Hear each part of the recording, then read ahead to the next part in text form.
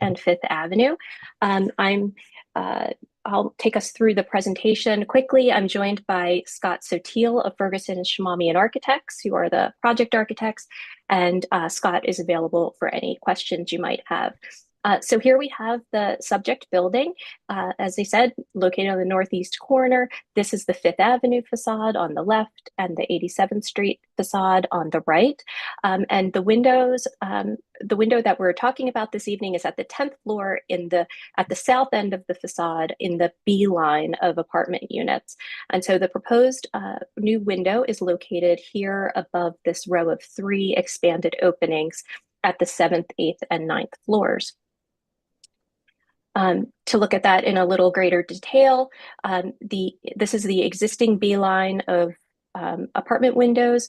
And as you can see, of the 9 windows in this line above the base, 6 have already been expanded. This happened prior to designation. And there are 3 that remain that have not been expanded. And this is a condition that's unique to the B line units. We'll look at that more completely, but there are no other expanded openings or modified openings on the building. So what's happening here is very specific to the plans of the apartments and the existing conditions. So on the left is the 1940s tax photograph to show you the original conditions. And as I said, by 1993, when Carnegie Hill Expanded Historic District was designated, we had the window openings modified in that line of windows at the south end of the facade. And so that includes, as you can see, there's a 4-story base that's then demarcated by a balustrade. Above that is where the modifications start at the 5th floor, 7, 8, 9, and then 12 and 13. And these windows happened, the modifications happened at some point prior to designation, and it remains the condition today. Here they are in detail. The 5th floor and then the 12th and 13th floors have a different architectural treatment, but the main shaft of the body, that's the main shaft of the building that starts at the 6th floor through the 11th floor, has a very similar condition with planar brick and soldier course lintels. And you can see here in the central view of the 7th, 8th, and 9th floors how those openings have been treated. And so historically, there were the 2 double hung windows, and then that central portion of masonry was removed and replaced with a fixed pane or picture window to create a tripartite window configuration. And you can see that there's a mullions framing the picture window and creates sort of an architectural expression within the opening. And so that's sort of the consistent model within the shaft of the building. Because these are modified openings, LPC rules allow for those windows to be retained, like the modified openings to be retained and the windows themselves to be replaced at staff level. So even though this wasn't a historic condition, they are, since they exist in modified openings, they can be replaced over the course of time. So there's no requirement to restore to the previous condition and convert it back to a 2 opening bay. And they can continue to upgrade their windows as long as they're consistent with the building model. And so we don't anticipate that any of the shareholders are going to revert back to the former openings, the 2 punched openings. And there's a specific reason why, and it relates again to directly to the B units in the building. So as we can see here, this is the 5th Avenue facade on the left. And so here is the B unit on the corner of 87th and 5th. And as you can see, when you arrive into the unit itself from the elevator, the entry is on axis with that piece of wall that's been removed on those 6 floors. And so over time, the shareholders in that line have opened up the wall to create that panoramic view out to the park. And this is unique to the B units. Again, none of the other floors have, or none of the other lines have a similar condition. And over time, there have not been any modifications to any of the windows that sort of lead one to believe that this could be a condition that others would want to employ elsewhere in the building. And so here we see in full elevation on the left, the existing, and the proposed on the right. And I think what we start to see here is some organization and rationalization of what's happening, allowing for that group of 4 windows to be more consistent within that bay, and then framed by the 11th floor, which is unmodified, and the 6th floor, which is unmodified, and then grouping them together within the center of the building. The windows at the 9th floor, 9B, were approved for replacement last year at staff level, and we've taken those details and used them to design the proposed new window. And so it follows the pattern of what happened below, and anyone who modifies those windows will have to have a similar pattern. Landmarks will want consistency within the openings. And so you have the double hung windows flanking the picture window, the mullions framing the picture window, and creating a architectural opening of sorts that was typical for buildings of this period. We get a consistent soldier course lintel above. There is a existing sill course that extends across the full width of the facade, and so that would be maintained and be the sill to the new window opening. And all of this is consistent with those 3 openings below 10B. Over time, Landmarks has approved modifications to primary facades by the addition of new lines of windows or allowing for expanded openings where smaller openings existed. And here are just 2 examples, buildings of a similar period and style. One is Rosario Candela, the other Emery Roth. On the top, 360 Central Park West got an additional line of windows at the east and at the north and south ends of the facade, and to create larger, more expansive openings. And then on 720 West End Avenue, similarly, here they expanded the opening for a new window type. This isn't a window type that was extant on the facade at that time, and allowed for wider openings for the converted use of the building, but also allowed for and recognized the variation in pure dimensions, widths, and window types on the facade itself. And then finally, the existing and proposed conditions. So this is rendered in. We have the existing on the left and the proposed on the right. And I think, as you can see, it sort of helps reinforce the reading to regularize it. We don't think these windows would ever be restored back to their original configuration, and that moving towards something that's more consistent helps with the reading, the overall reading and expression of the building. And with that, happy to answer any questions. Thank you. Let's go first to the public. Any questions or comments? And let's go to the committee. Lo Vandervalk. Hello, okay, go ahead. Yes, this is Lo Vandervalk speaking on behalf of Carnegie Hill neighbors. We approve of this alteration, and we think it makes the windows look more consistent, noting that the pattern that has been established for the 3 floors below is probably not going to revert back to the original. So this makes the facade more consistent, and we are happy to approve this. Thank you. Thank you, Lo. Elizabeth.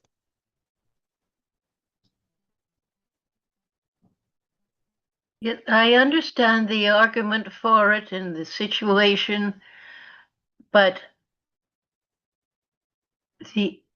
and I understand that you probably will not get back to the original and appropriate windows. But consistency is a good thing to look for. I don't know exactly how I'll come down on this one, but I'm not fond of consistently inappropriate windows. So I'm having a problem with this one. Thank you very much. Gail? Thank you for your presentation. Is there a building master plan for windows? There is not. But the building requires that any substantial renovation replace their windows if they have outdated windows, and they're required to match the historic configuration in the typical window bays. I'm having the same issue as Elizabeth, because when I look at those windows with the picture windows, they look like missing teeth. And that's the unfortunate thing. I also agree that shareholders who have a beautiful view may not want to revert back to the way the buildings were initially, the windows. But it just seems to me to be a shame, and to go ahead and say, well, we'll just end up with something more inappropriate. And who's to say down the road that other shareholders, new boards, don't decide, well, it's okay. We'll figure something out with our existing windows. We don't have a master plan. Maybe someone else wants to figure out a different configuration, and perhaps Landmarks will be a little flexible on it. So I too am having difficulty deciding, what my vote will be. But thank you. Michelle? Thank you. Thanks for the presentation. I was going to ask the same question about whether or not there's a master plan for two reasons. One, if you look at this picture on the floor right above that central, is that a balcony or a balustrade? Is it as it appears that those are single panes? Yeah, right there. Are those all single pane windows? They are, yes. So in fact, the building not having a master plan is of great concern, because they approved something like that. And so they don't seem to have the kind of reverence for the historic windows as I and others might have. So that's of concern. The other thing is, when you go back to one of your first slides, where we saw the change on the seventh, 8th, and 9th floor, I guess it is. It may be optical, but that 7th floor window, that center pane, looks larger than the ones that are above. Is it in fact, or is that just the angle of the photography? I think it is. It might be a little bit larger. It may be the angle, but it's also more deeply recessed. The windows there. So, and this goes back to your last point, your first point, Michelle. The windows, any of the single pane windows, were extant prior to designation. And that means they haven't been changed, or, maybe the unit hasn't sold and nobody has renovated, but they haven't changed their windows, because they would be required to have 1/1 windows from a Landmarks perspective. Landmarks would require it, even if the building didn't. But the 7th floor also predates designation. And so they were installed in a different plane. You can see the depth of the return here. So that those windows and that whole section, that whole unit, are more deeply recessed than the ones above it. But once if they ever replace their windows, then Landmarks would require them to be more consistent with what's happening above. So the reason they were more recessed had to do with the original window that was in there. Why in the original construction would the windows on one floor be more recessed than the other, unless they created that? I think they created that. They created when that. they were. Yeah, think- when they replace Okay. the windows. Yeah. And so Well, it looks a little larger, so I think it is. Well, the Yeah. thing is, that's my concern. The building doesn't have a master plan. We don't know, even if we granted this change, have you provided any stats for this change? Or in other words, if you're applying just for the single pane glass, we don't know how big it's going to be, how recessed it's going to be, because they are not bound. Oh, yes. Well, they're bound by Landmark's rules, which require it to be. And so here we have all of the details of the window. And so this is exactly the window that was approved on the 9th floor. And it would be in the same plane, which is the historic plane, the plane of the historic windows. So all of those details do match. And Landmarks does require, regardless of what exists today in the other openings, Landmarks requires you to meet their rules, even if you don't have a master plan. That's how 90% of windows are replaced, is at staff level. So as long as we're meeting those rules, then it would, which require you to be consistent with the historic windows, then this would Well, be no, I compatible understand with what that. you're saying, but it isn't consistent with the historic window, because this historic window doesn't exist. Also, the changes at Landmark, windows used to not be approved at the staff level. They used to go in front of the commissioners. And there's really been a big loosening up of that, but that discussion is for another day. So why is Landmark's new requirement for the window on the 9th floor for the 10th floor to be duplicated, and not for it to be duplicated by the window at the 7th floor? Well, it would be if they replaced their window. They haven't replaced their window since prior to designation. Which is Okay, the that's same. not the question, What but all right, doesn't matter. It's they of would be concern. required. Yeah, it's of Yeah. concern to me. But I can see letting it happen. But I don't know if the committee would want to do it, but I would, in a whereas, I would in some way like to insist, implore, strongly ask this board to get a master plan, because I'm not happy with the fact that they allowed single pane when the standard was 1/1. They don't seem to have the right sensibility for what the overall good is for this, from a preservation point of view, for this building. So I'm still thinking, I remain concerned, but I would like to see that in the whereases, mandating, asking. I don't know how strong the chairs or the committee feels about the wording. I feel pretty strong about it. So I'll just wait. I'm still thinking. Thank you. Thank you. Alita? Thank you. Thank you for your presentation. I object to this. It looks like a scar on the building. When the building was built and designed by Carpenter, you opened the door and you had views of Central Park, yet he chose to have it be consistent with the rest of the facade with those individual windows. I see that there are other single pane windows. It looks horrible on buildings, and unlike some other streets like Park Avenue, where you can't see it except on Park Avenue, here you can see the building from Central Park as well as from Fifth Avenue.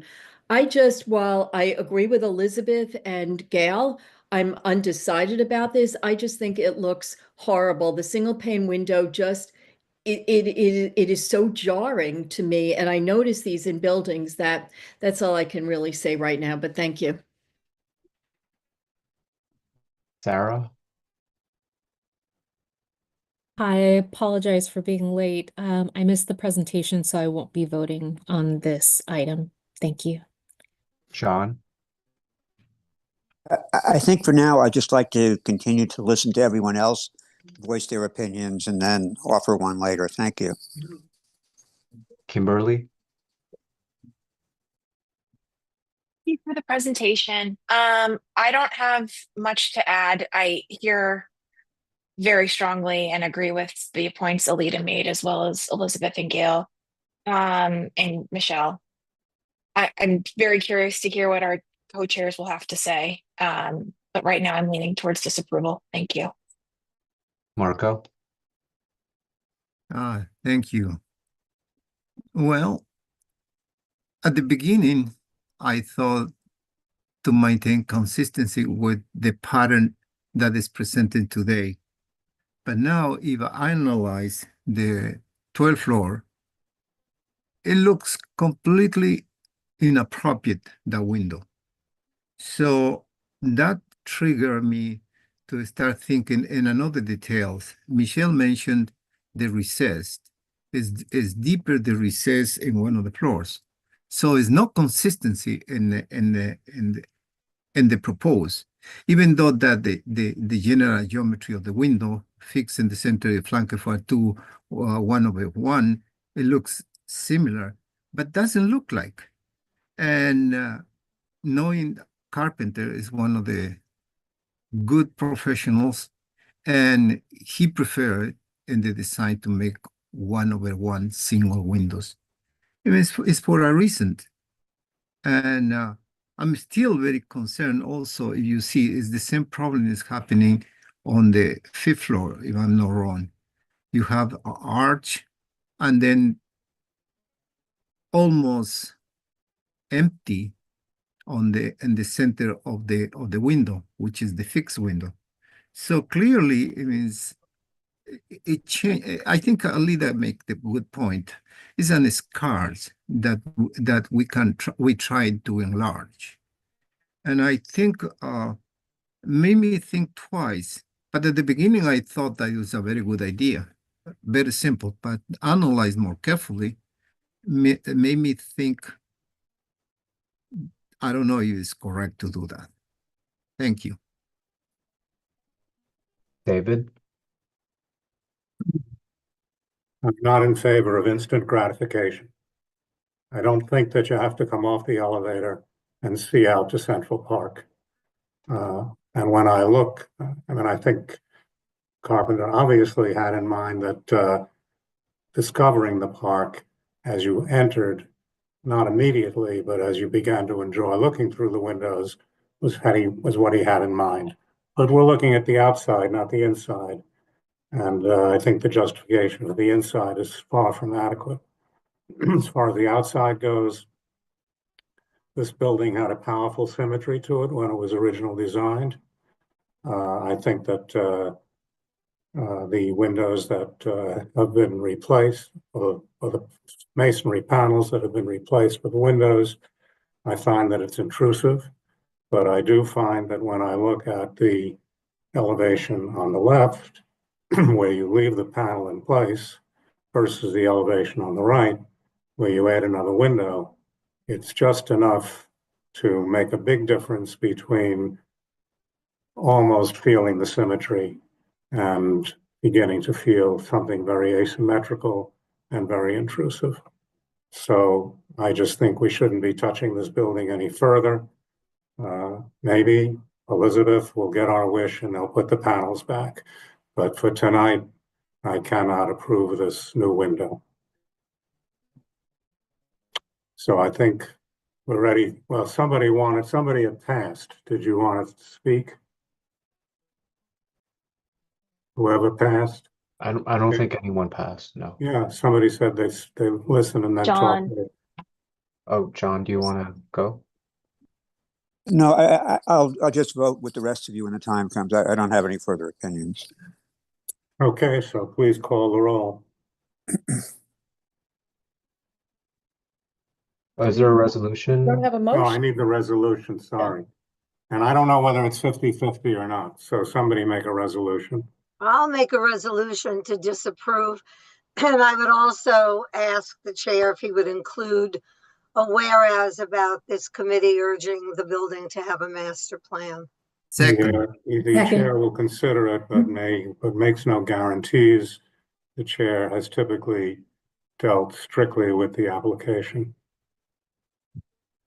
Elizabeth? Yes, Gail? Is this a motion to disapprove or approve? Motion to disapprove. Yes. Michelle, Yes. Alita, Yes. David, Yes. John, Yes. Kimberly, Yes. Marco. Yes.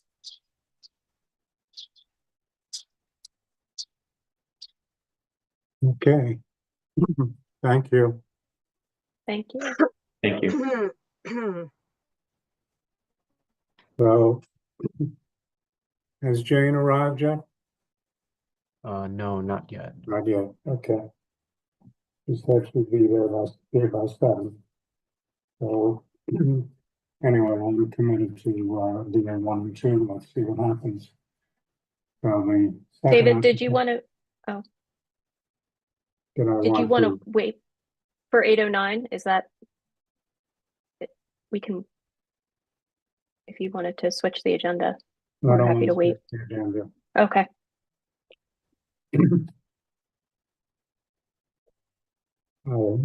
Is the representative here for number 2?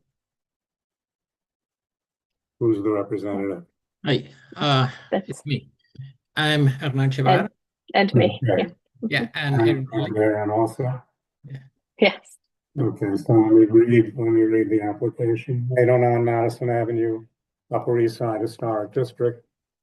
Robert A.M. Stern Architects, a neo-Renaissance style building designed by FB&A Ware and constructed in 1924-25. Application is for the comprehensive restoration and redevelopment of the building, including side and rear yard extensions, rooftop addition and mechanical enclosure, modification of window openings, window replacement, and installation of a new entrance canopy. So I look forward to your complex presentation. thank you. Well, my name is Hernan Chevar. I'm an associate partner at Robert Stern Architects. And let me just switch that. Sorry, I'm having.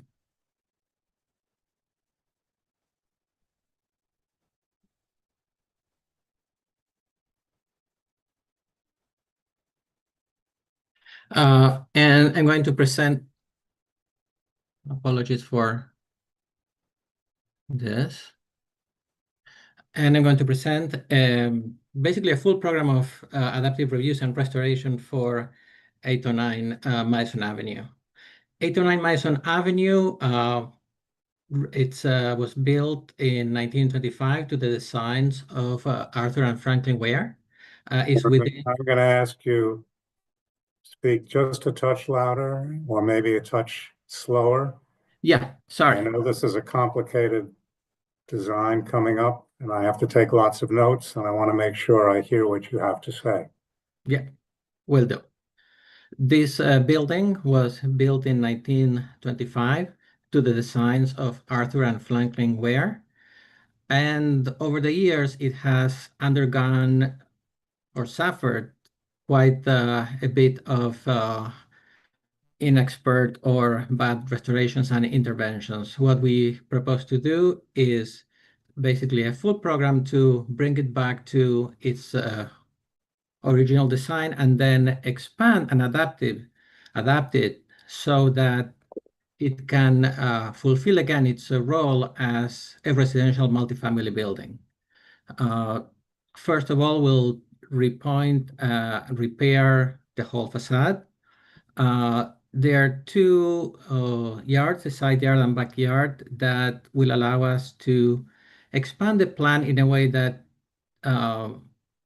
permits a modern core. The current elevator and vertical circulation core is not up to code and not appropriate to a residential plan nowadays. We'll replace the existing windows. They're bad repair with high performance windows. Some windows that are 6/6 will be enlarged to 8/8. And a number of small separate windows will be joined to create window groupings. Then we'll repair and restore a fabric canopy that we were able to identify on 1940 tax photos. And last but not least, there's some work on the base. One thing I also didn't mention is we'll expand up to basically the existing penthouse is nothing close to what was designed there. And there's a lot of equipment that is unsightly. So we'll replace that penthouse with a two-story design penthouse as well as a mechanical enclosure to conceal all those equipments. Then I'm going to cede the floor to Erin that will expand on the history of the building. Erin? Great. Thanks, Hernan. So Erin Ruley, Higgins Quays, Barth and Partners were the preservation consultants for the project. And as Hernan described, this is a sort of full campaign of restorative work and adaptive reuse. The building is located on the southeast corner of East 68th Street and Madison Avenue. And you can see here, it was originally occupied by two row houses. And so the footprint is quite limited. We have 40 feet across Madison. So this narrow facade fronts onto Madison, and then extending about 95 feet along the side street. And that includes this side areaway, which is the part of the area that will be expanded upon, as Hernan mentioned. And so next slide. So starting from the original design, we have an early rendering of the building from 1925.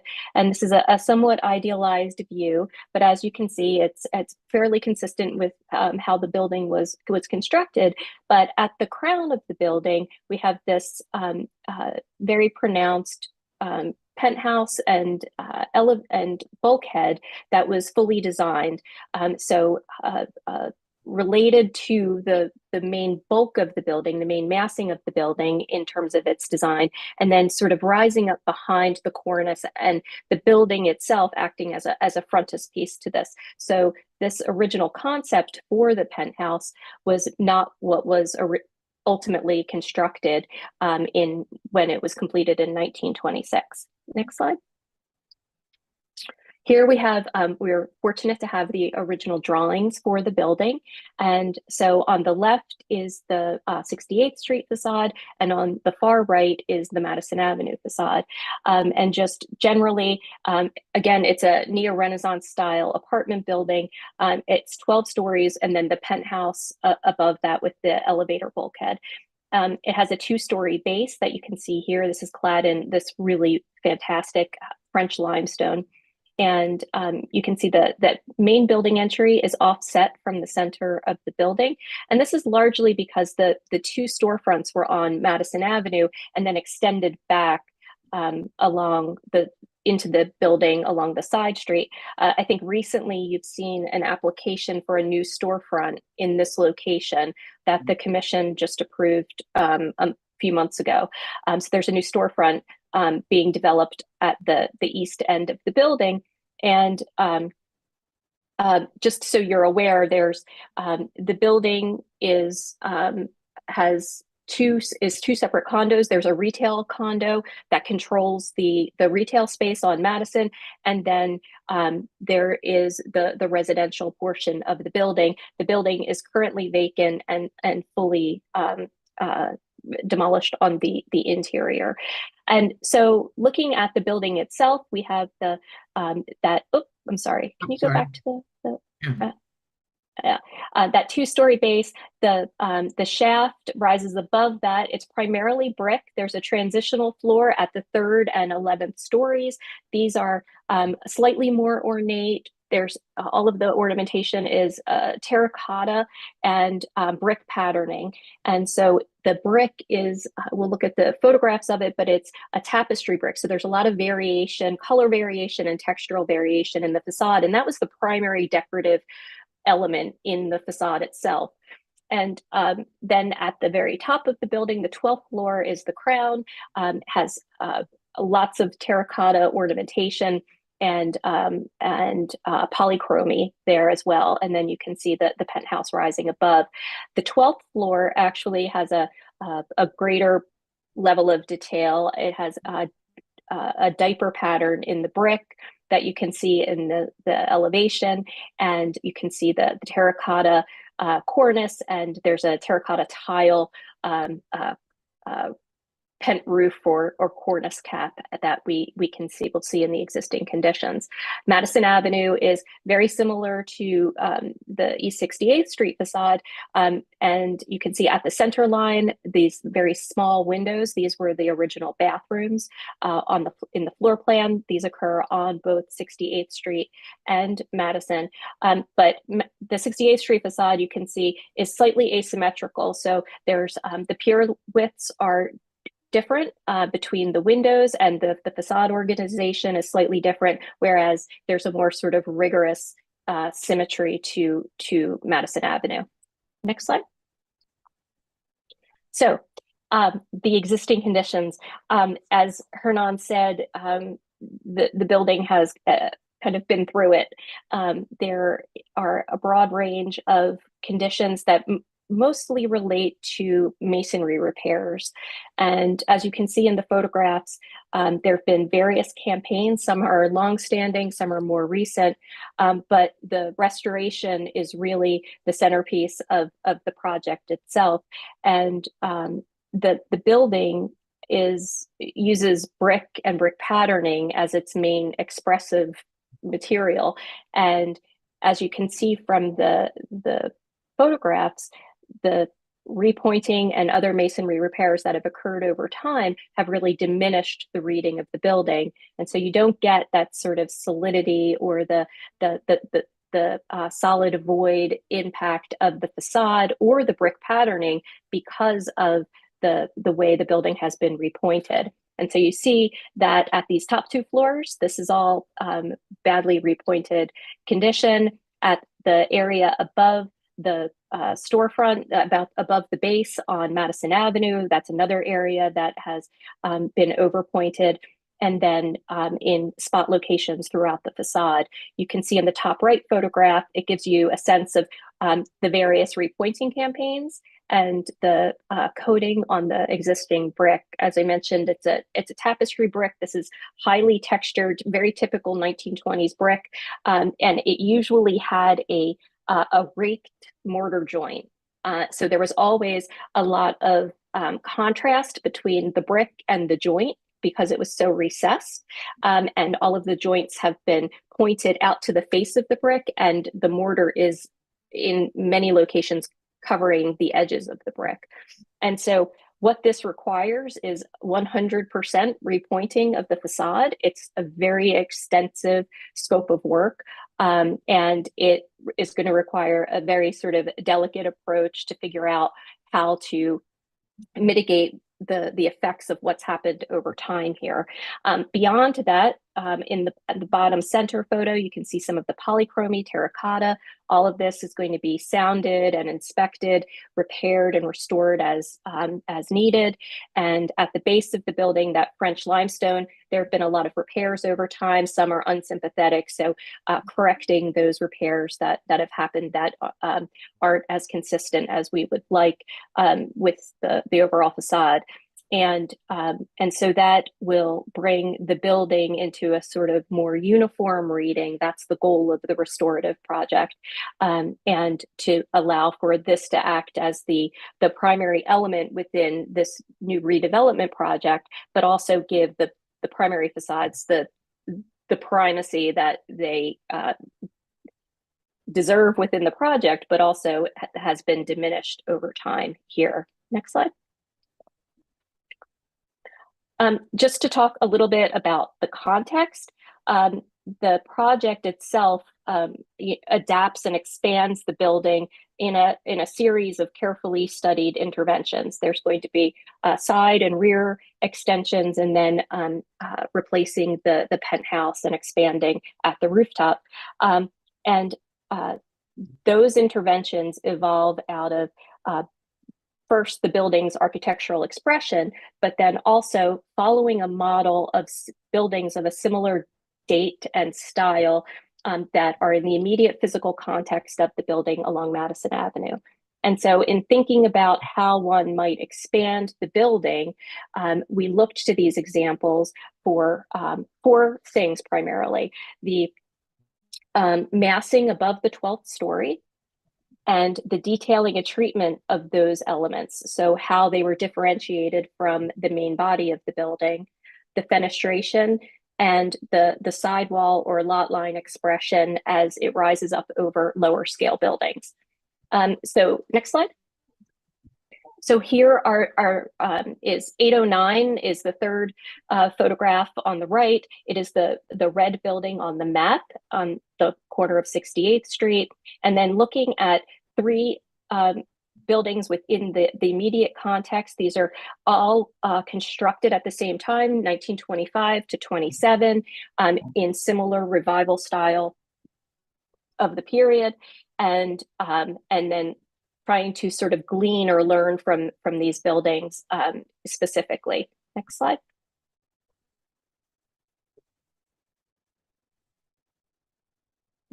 Uh, 25 East 67th Street. So this is on the block immediately across the street from 809 Madison, and constructed in 1926, neo-Renaissance in style. The 12th floor, looking at the 12th floor, is the sort of articulated floor with terracotta, and then above that we start to see the setbacks. Here we have a sort of asymmetrical composition where there's setbacks at 67th Street on the left side, but the north side of the building has a more continuous regular form, and it also rises up with a varied fenestration pattern. And so we're seeing sort of a separate treatment from 67th Street from what's happening on the north end of the block of the building itself. And so there's and then there's a sort of an eclectic approach to how each of the setbacks is terminated and detailed, both in terms of its materiality and its detailing. Next slide. Moving a block to the north, this is 15 East 69th Street, also known as the Westbury Hotel. It runs the full block front along Madison between 69th and 70th. And here again, at the 12th floor is capped with a pretty simple cornice. And then above that, the setbacks, the sort of shallow setbacks, you get three in along Madison, setting back within the corner pavilion. So the corner pavilions are rising up and then return to the side streets. The of specific interest here was the way that the cornices returned onto the side street or around the side and introduced the layers of the setbacks above. And the mechanical enclosure here, or the bulkhead, is rather utilitarian in style, not as ornamental as those we see at the other two study buildings. And then we have this very tall elevator bulkhead on the right, expressed in that form, but all kind of picking up on the geometry and the massing of the building itself. Next slide. And then finally, 841 Madison. And so this is on the corner of 70th Street, Emery Roth, 1926. This is considered neo-Gothic. The 12th story, again, is that sort of attic story. It's framed by a cornice and then a string course or a minor cornice below that, and then introduces the setback massing above that. And the massing varies from the side street to the avenue, and each of the sections or the groupings of setbacks is defined with a different termination, both in terms of its material and its design, but it distinguishes itself volumetrically from the main body or that central pavilion that rises up at the center of the facade. And so I think collectively, these buildings give us the framework for how we would think about the design to facilitate the project to and expand the existing footprint to address both the needs of the program, but also to more fully realize the existing architecture of the building, which we know has been impacted over time through the restorative mishaps of repointing and other masonry repairs. And so I think Hernan will walk you through the specifics of the design proposal now. Thank you, Erin. So on approaching this building, we started to look at the challenges that we face as we want to have an adaptive reuse project into contemporary multifamily buildings. Now, one of them was the size of the windows, that it's a direct consequence of these windows over here being bathroom windows. On the front of the building, it's kind of in a sense anticlimactic to say to have such a prominent facade with two small bathroom windows, but that's what the current conditions are. As we go through, you'll see that a lot of those windows we are proposing to enlarge to really be able to give a new life to this building, while at the same time respecting its integrity. We will show that what we're proposing is consistent with the district, consistent with the period. The second issue that I'm going to talk about is the need for expanding the plan into the yards, the side yard and the rear yard. Back in those days, elevators were much smaller. Egress was not as strict as right now.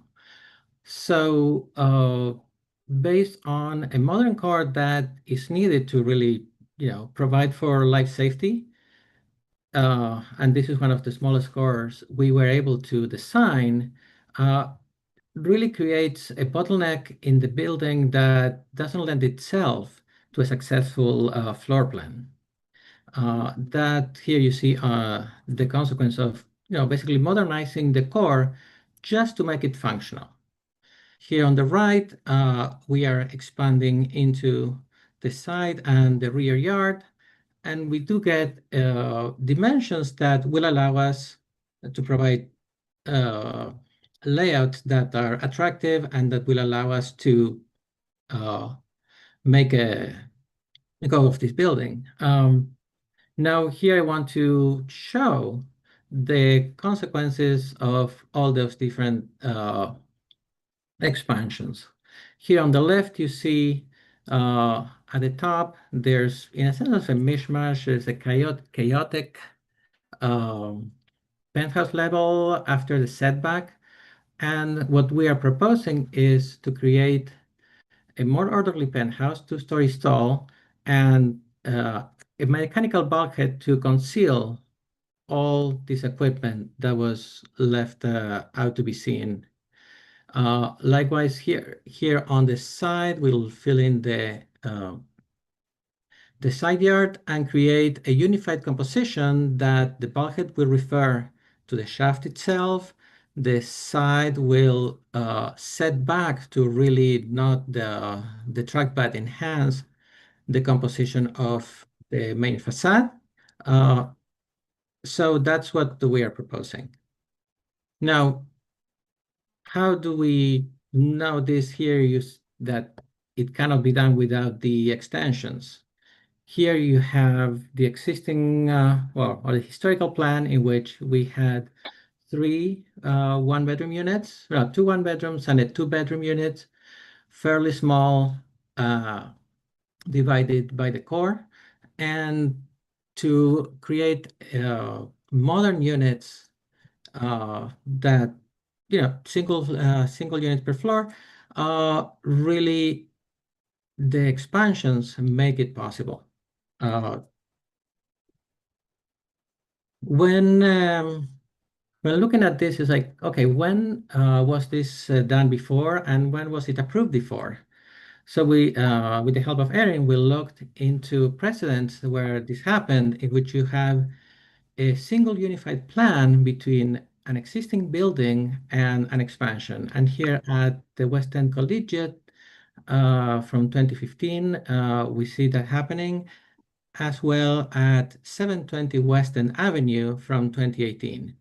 The same homogeneous plan in which it cannot be discern what is existing and what is proposed happens on our building as well as of these two approved buildings. Now, but what ties everything together? We looked at the composition of the facades, and basically what we learned is that, let's say on the north facade, it has an axis of symmetry centered on the feature on top, but it's an imperfect symmetry. If you could see here on the right-hand side, there's a certain amount of brick between the last window and the exterior wall. On the other side, there's a different amount of brick. It creates an imbalance, and it's something that we have seen in prior buildings, but also we have seen that it could be rebalanced. So as part of also one other thing is we have this very strong focal point. It's the axis of symmetry organizing the whole building, and there are just two small windows. It's kind of like the fenestration pattern negates the composition. So that's a reason for our intervention in joining these two little bathroom windows, keeping the corners, the two outer corners of the windows, and join them into a single one. Further to the, we are going to balance also this condition on the side with a similar condition on the other side with a 3'8" window on the east side and two 3-foot windows on the east side, sorry, west and east. That way, the facade reclaims a balance that we feel it did not have, but could have had. Further to the extensions here on the far right, they will be done in a language that responds to the building itself, but is different from it. We are keeping the same center line of the building. We're setting back. So the main character is the building. The penthouse is recessed. But we do keep those center lines to respond to it. The building itself has windows that are 6/6, 8/8. We keep larger divided light windows to express the modern condition of this penthouse, but at the same time, the respect that the penthouse will afford the existing building. And then on the east side, there are larger windows that are set back. Basically, it's a Juliet balcony that inflects the expression again towards the center. Here you'll see that there are several setbacks on both sides that rebalance that elevation. Then on Madison Avenue, you'll see that we do the same strategy. We have a number of windows that are in the focal point that really negate that centrality of it. And we have different conditions at the top, at the shaft, and at the bottom. So we're going to have a number of joined windows at the top, a different kind on the shaft because of some ornament condition that you will, or lack thereof, that you will see, and another transition to come back to the to a tighter combination at the bottom. As for the penthouse here, we're setting back from the street line, and we are keeping a local centering on the penthouse itself. As for also as a way of minimizing the impact and setting back from the main facades, we are tight against the party wall. Now, how do we achieve all those intentions we had in a way that is respectful to the building? Here on the left-hand side, you'll see at on the west facade, that's on Madison, there are a number of small bathroom windows that we looked around the neighborhood, we looked around the period, and we saw a lot of triple windows with masonry piers in between. And that's what, for those conditions, we are proposing. Likewise, on the north facade, we looked at 575 Park, again, within the district, nearby, within the period. And in those conditions, we're proposing the triple windows. Now, some of these, as you can see, some of these precedents have 6/1, and our building does not have that condition. So respecting our building that has 6/6 and 8/8 and some 4/4s, we incorporate that concept in a way that is appropriate to our building. And last but not least, there are a number of windows, as I mentioned, on the north and west facades that are 3 feet wide. We'd like to enlarge them to 3'8". Those windows basically will take the present from the very same window that happens elsewhere in the building. So we'll have the 6/6 will becomes 8/8. That the kind of transformation was done at 18 Gramercy Park South, 1927. I had the honor to work on this building myself.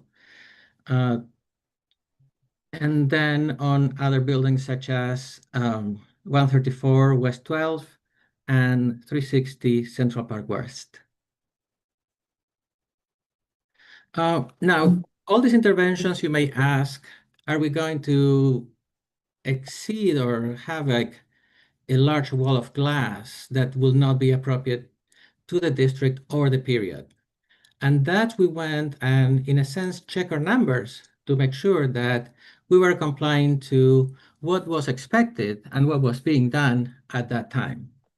Here we identified 3 neighboring buildings: 25 East 67, 11 East 68, and 15 East 69. And we checked how many windows they have, what the solid void ratio was. And they were between 31 and 34%. The original building we had was, in a sense, inordinately severe, between 20 and 16% of windows per facade. And even after all the interventions that we are proposing, our solid to void ratio will be below what is in the neighborhood, in the very immediate neighborhood, same period, same district. So as we go about all these infills, the same that the windows need to be appropriate, all the other interventions need to be appropriate. We are lucky to have found the original plans. And for example, and we have known that this original gate was at some point in time reassembled and enlarged in not very sympathetic way. So what we are proposing is take the DNA, take this quatrefoil, take all the volutes and incorporate them into our design. This is the proposed service gate that right now looks like this. Also on the expansion, We're looking at to have a French balcony with the railing that, again, brings back, for consistency, that same motif designed by Arthur and Flankenwehr. Now, for the period, you would say that to be a larger window. However, as a present, I want to offer some of the studio apartments from, here is on 67th Street from 1926. Further up at the penthouse level, we are looking into how the bulkhead and the residential penthouse is broken up in several pieces, in the same way that 15 East 69 or 841 Madison Avenue did. This lightens the top and provides a nice transition to all the mechanicals up there. Now, this will not be just an enclosure, but will be designed to the same standard that you see elsewhere in the building. Here, there's a close-up of the penthouse, and you'll see that we keep some of these cornices, take inspiration from the main cornice of the main building, and the railings repeat the motif that we have seen in the gate, and we are incorporating into the French balconies.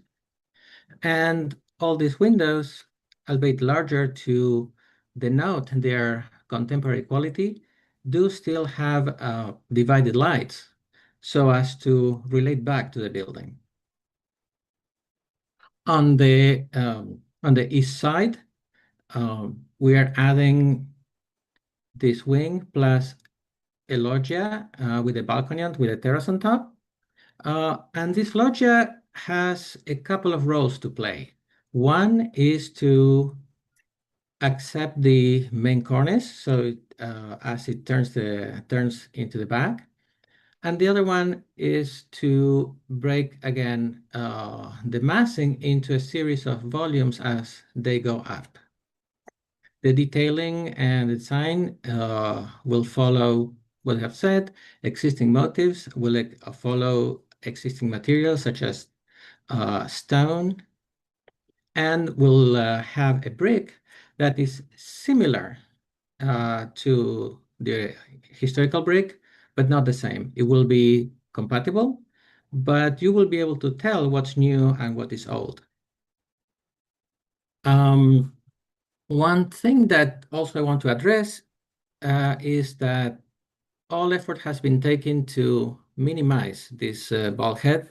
You'll see that the mechanical equipment there is as tight as we could make it, and we'll make it tighter if we could, if the engineers let us. But it's something that, we are cognizant that no one wants to see it, we don't want to see it, so we're trying to make it as small as possible.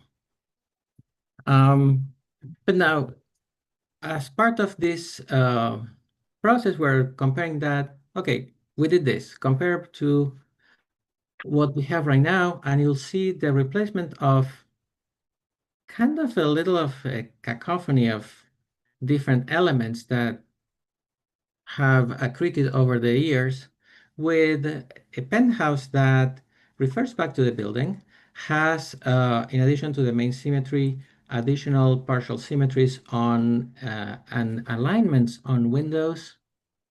And when looking at full impact, is 4.5 feet taller. We're trying to also to keep our height fairly to a minimum. Now, the proof is in the pudding, and this is how it looks before and after. Here you'll see the work we're doing, the repointing, the work that we're doing on the penthouse, and the windows in enlarged condition. Are they harmonious? Do they fall within the district? Do they look like they belong in the building? Here, I want to highlight that there's a large number of ornament on the top two floors, And that's where, for example, these two windows, we are not going to disturb them. These windows are 6/6.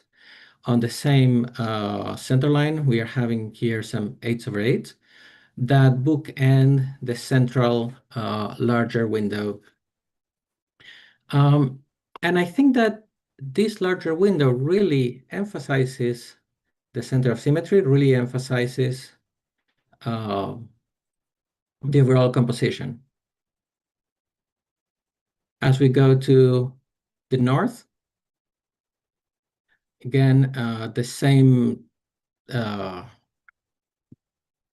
effect happens, and that I mentioned about, the disorganized penthouse becoming something that is more related to the building, and the windows that also relate to the building.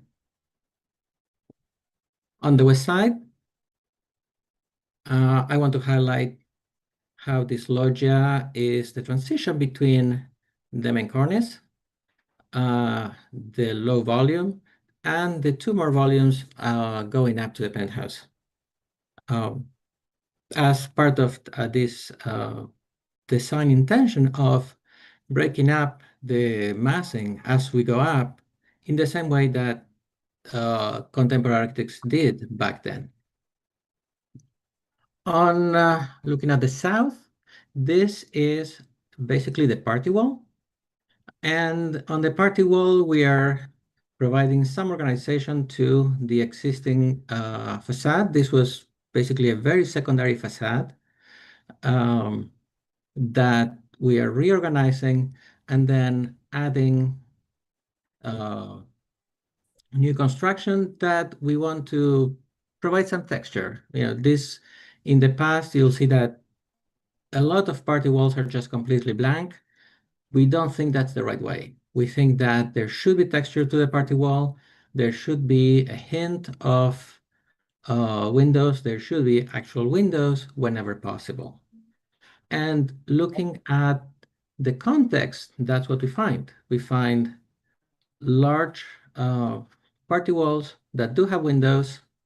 They have some patterns. Sometimes they try to be balanced. Sometimes the architect didn't care as much. But in our case, we do want it to be balanced. Here I want to show a couple of photos of the mockup, the physical mockup. And the idea of these photos is, in a sense, to validate the prior renderings, meaning to make sure that the renderings that we're showing correspond to what you see on site, that they're real perspectives that correspond to, they're not, in a sense, tricked out. So these pictures really allow you to, compare one and the other and ascertain that the renderings are actually correct. But that's for overall. Now, at the ground level, where most people experience the building, there we really also want to intervene and clean up the existing front door, repair it. All the pieces are there. We just need to go in, replace one of the handles is missing, so we'll replace it, clean it up, straighten it up, and take out all the things that, an intercom that does not really belong there. Clean up throughout. And also, as I mentioned prior, when looking at the old photos, we noticed that there was a canopy, and we want to restore that canopy.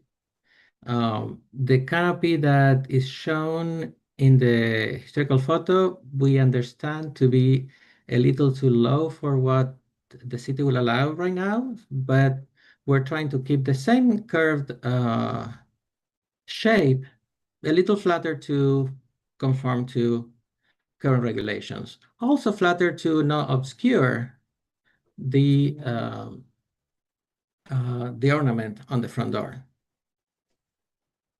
Also on the ground floor, we noticed that, there used to be a cafe here and a storefront. That storefront is not original.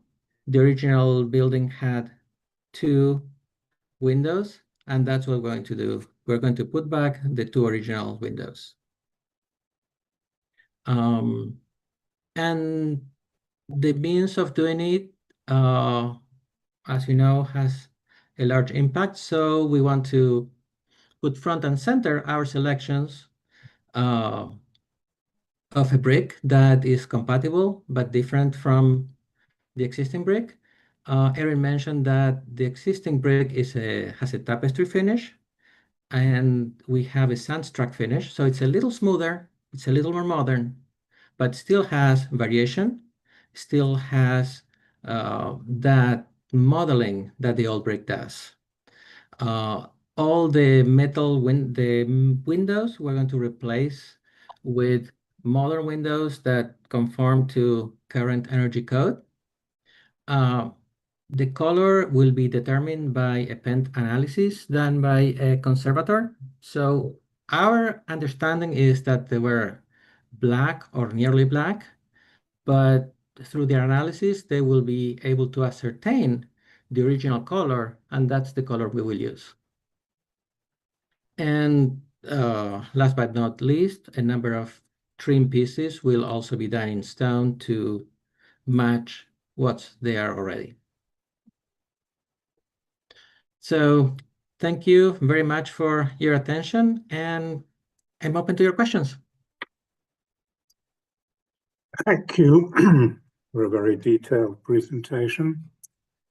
And we'll now open it up to the public to see if there are any questions or comments. And Lo, your hand always goes up quickly. Yeah. Kevin, Thank you. This is Lo Vandervalk speaking on behalf of Carnegie Hill Neighbors. This is really a marvelous restoration and adaptive reuse project that is restoring or is creating greater symmetry on the primary east and west facades than before, and the rooftop penthouse it fits in with the other buildings in the neighborhood that are comparable, and especially laudable are the mechanicals, which exhibit a symmetry seldom seen elsewhere. And I would like to also point out a lot of attention to the south facade, which is the lot line facade, and that demonstrates a great care that we seldom, well, that is often overlooked, although there were examples shown, but that's a great feature, because those lot line windows are not likely to ever change or be covered up, and they really do enhance the building. I have one final comment, if I may, and that is that this is not a landmarks issue, but it seems that there used to be around 33 units in this building, and now there will be only maybe 12 or 13 units. And there's a great concern about losing units, and we have that in Carnegie Hill with some of our newer buildings, and people always complain about this. So it's something that we should be aware of, and I would just like to bring it forward as a comment. Some sort. Thank you. Thank you. Thank you. There's a member of the public, Justin. Hi there. I just wanted to say I appreciate the thoroughness of the presentation. I live around the corner and I walk past the building every day, and it feels like quite a great shame that it's been allowed to get into the current condition. And so I'm sure the professionals will have something more useful to say, but I'm very glad that as much care is being put into this as seems to be happening so far. Thank you. Thank you. Marco? Thank you for your presentation. I'm going to say massive asymmetric, eclectic. I think is you try to start from the function, follow the form in a classical style, which is the opposite.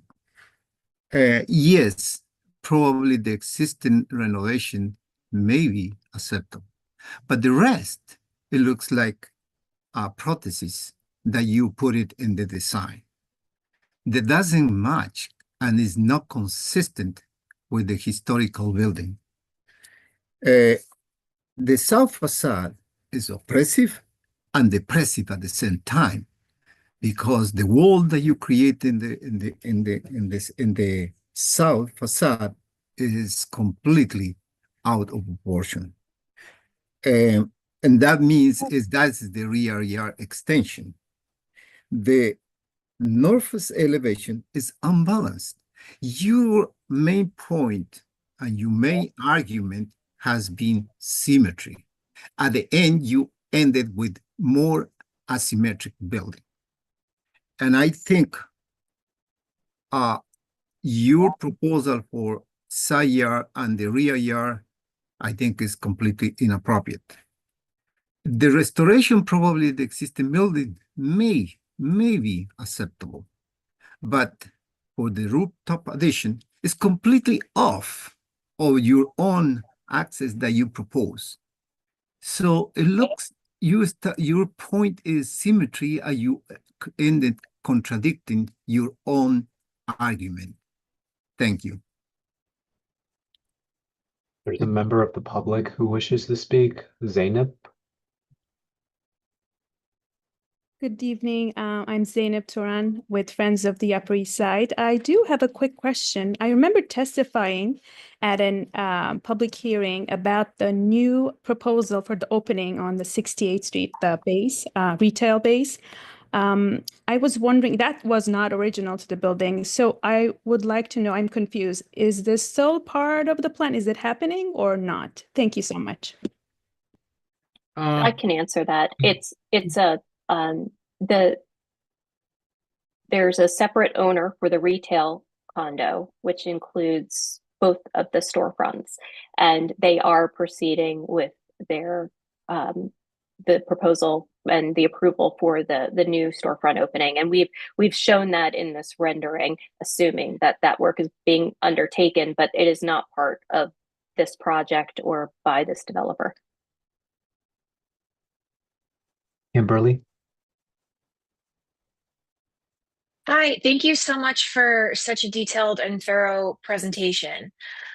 For me, this application is, I don't want to say a tale of two cities, but I think for me, what I'm okay with is just all of the care and the attention to restoring the facade. I greatly appreciate how much detail about the replacement of the brick, the other stone elements.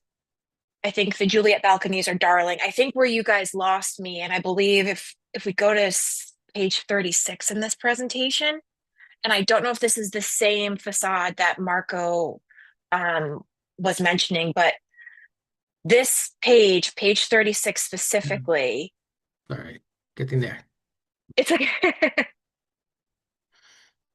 one more up. Yes, this one.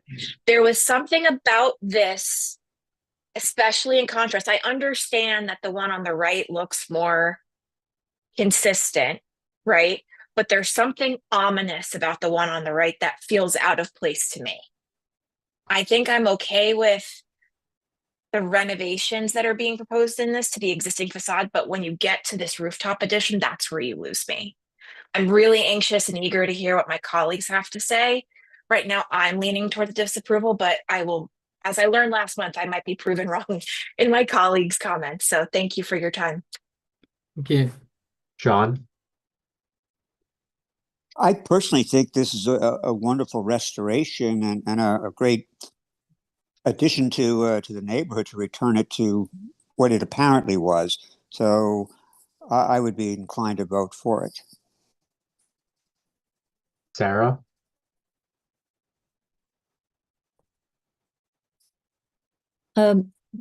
Thank you for this very thoughtful presentation. I uh, I'm processing and thinking about Kimberly's comments about the rear addition or the addition from the southern view. But the restoration that's been presented is it, is beautiful. And I think the member of the public who spoke earlier was absolutely right that it's time that this building is restored to with the care that this design is clearly intending. And I am still contemplating the some of the massing and window questions. And so looking forward to what my colleagues have to say as well. Thank you. Lita? Hi, thank you for your detailed and thoughtful presentation and your interest in restoring and preserving the facade. However, I agree with Marco and I agree with Kimberly that there is a huge problem with what you want to do with the rest of the building. And although we're not supposed to consider the housing element, it feeds into it because it troubles me a lot that you're asking for a rear yard extension and you're asking for a side yard extension, cutting off space because the individual apartment buyers, I guess, who take a whole floor and reduce the total number of units in the building by 2/3 need more space. So a public asset in terms of the space in the rear yard and the side yard is being diminished considerably in order to provide more space for the people who are also taking up housing units in a very crowded market. So it does relate. The rooftop addition is way too big, and particularly with Marco, the asymmetry that's being created is not, it's a redesign of the architect's intent. It wasn't that, to me, it wasn't that it was supposed to look like this and the architect somehow didn't make it look like this. The architect chose not to make it look the way you want it to look. And so that's not really a fair statement to me. The other thing is you will always be able to tell the new part, to me, from what I've seen from the old part, because 100 years of patina is not something that can be immediately placed on the building. Things just look different. So for me, this is probably a disapproval, but I'm interested in what everyone else has to say. Thank you for listening. Michelle? Can you just go back and show me the other facades?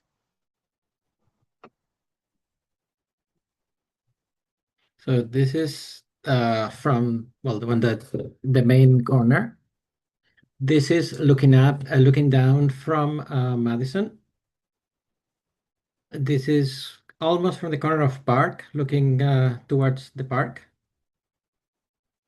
And So this is looking west.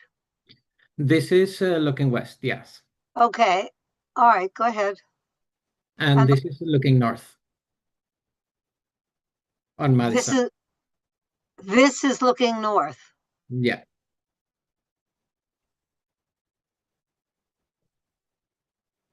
Okay. And can you give me the dimensions of the rooftop addition? Each floor is approximately 2,500 square feet. So that Hernan, maybe put the plan. Yeah.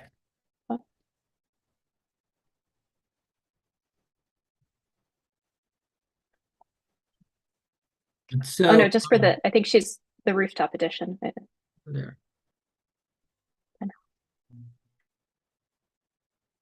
Yeah. So the dimensions are? So overall is 95, approximately is 86 on the existing building, and minus 9.5, so it would be 76 and a half of length here, or 76 feet, let's say. How many feet? 76. Um, Hmm. okay. And how much additional height did it add to the original height of the building? Additional height. Here's existing conditions. This is an orthophoto, and this is our rendering side by side. So the additional height from the parapet is what? Up to the very top is 4.5 feet if you do from the water tank, and maybe 20. I'm just eyeballing, thinking that this is like a 10-foot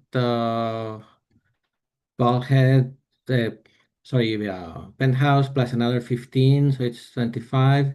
I would say that you have some 12 feet or 10 feet here between the top of the existing elevator overrun to our elevator overrun. Where is your water tank? Are all of the mechanicals enclosed? All the mechanicals are enclosed and the water tank is in the cellar. We're going to use pumps as to not crowd the top. So the water tank, you have pumps and it's in the cellar. Right. So the overall height of the building is increased by how many feet? If you take the top of the water tank, it's 4.5. And if you take the top of the existing elevator overrun, it's approximately 11 or 12. Now, if you take the top of the existing floor, how much is it? There, let me just.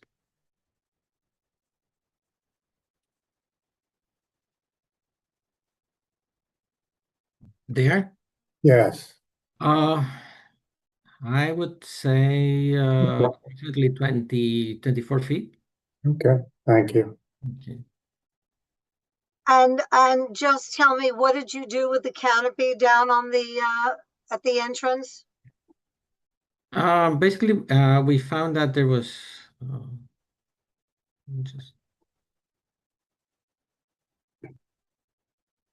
we found that there was a canopy back in the 40s, Right. and we looked into how we can recreate that in a way that complies with current regulations. So we put a little a shallower canopy. Also, I mean, I like all this ornament here, so I don't really want to cover it up. So that's also the reason of the shallowness of the canopy. So it has to be 8 feet 8 inches high to code, right? No, Or 8 feet. it has to be 8 feet Yeah. minimum. Yeah. And then how far out does it extend from the building? It's usually 2 feet from the curb. 2 feet in from the curb. Yeah. It doesn't extend to the curb. No, it's basically 2 feet to allow for, not So being that run you over can by a see bus. the architectural element. Okay. All right. That you've answered my questions. Thank you. Yep, thank you. Gail? I really appreciate such a detailed presentation. Thank you again. Yep. I certainly also, I'm trying to get my video back on, I'm sorry. It's not working. I also appreciate the detail and the amount of time that obviously was spent putting this type of presentation together. My concern is with the rooftop extension. Would you put the photo up again where you show the rooftop addition looking west? Looking west there. Here and then also looking north. There. What was that the right one? With the other, I may be going in the wrong direction, but I thought that there was one where the water tower was closer. This one? But wait, just keep going back. I'm sorry, I'll tell you when to stop. Go back slowly.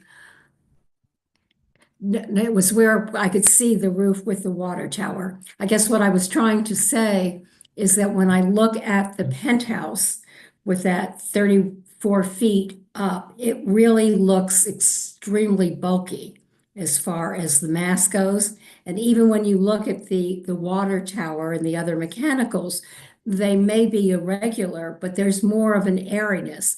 And there was the one photo where you could see the water tower, the rest of the mechanicals, but yet it didn't feel as if it was oppressive.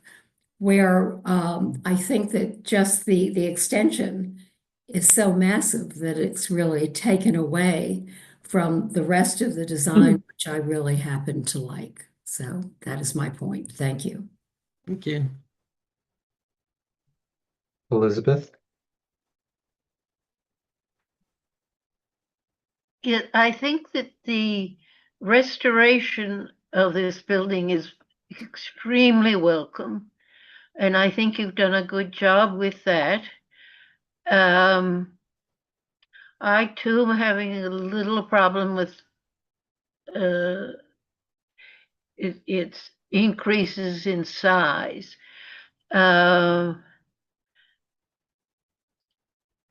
I think that the view of the penthouse area is certainly not attractive. I would hope that perhaps the top floor of the penthouse could be taken off, but I think that this is a design I can live with. Thank you. Thank you. David? One question. The top full floor, is that new brick or old brick? Sorry, could you repeat the question? Yeah, the top floor before the penthouse. This is new brick, this is old brick, and this is new brick. Let me just color code it. It's new brick. Show me where you have new brick and where you have old brick. So this is new, and this is new. okay. In a sense that the new brick kind of frames the old brick. But what worries me about your restoration is that the inability to really match the old brick, both in color and in texture, you're going to see that patching. And I'm really concerned about that. I don't know exactly how much you're going to be patching, but from the little that I could glean, you're patching a lot. I almost would have liked you to have found a way to take the top floor of brick, reuse it in patching, and then maybe do the new brick on the top floor. But I'm not the designer, you're the designer. And I'm telling you what I think is a real problem between the new brick and the old brick when you start patching the building. This red area that I just highlighted? I don't have a problem with that being new brick. Okay. My problem is when you patch the old brick with new brick, you're going to see it. It's going to look like it's going to look like patchwork. So I'm suggesting that if there were a way to take a floor, which I think you could take, of old brick and use that for all of your patching, you would then have a building that looked appropriate in terms of a building that had aged gracefully, and that given the fact that you do have a band of stone, maybe there would have been a way to make the new brick feel more comfortable, even though it wouldn't match perfectly. And maybe you'd have to change some of the detailing a little bit. Anyway, we're not here to design, we're here to comment. My comment is a concern that I don't think you're going to get a perfect match. In fact, you've shown us you don't get a perfect match. In fact, you get a very bad match because you have basically a smooth brick against a textured brick that don't match in color.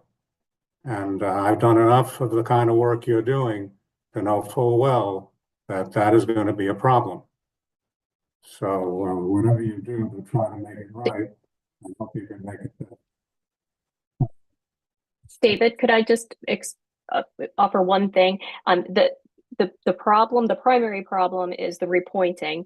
And so we're hoping that there's not extensive brick replacement, but we have the whole, with that lateral extension on the east end, we have almost the whole east elevation that can be salvaged and reused if we need it, because that's where the new extension will be located, and that's all the same brick. It's a finished primary, or it's a secondary facade, but the brick is continuous all the way around.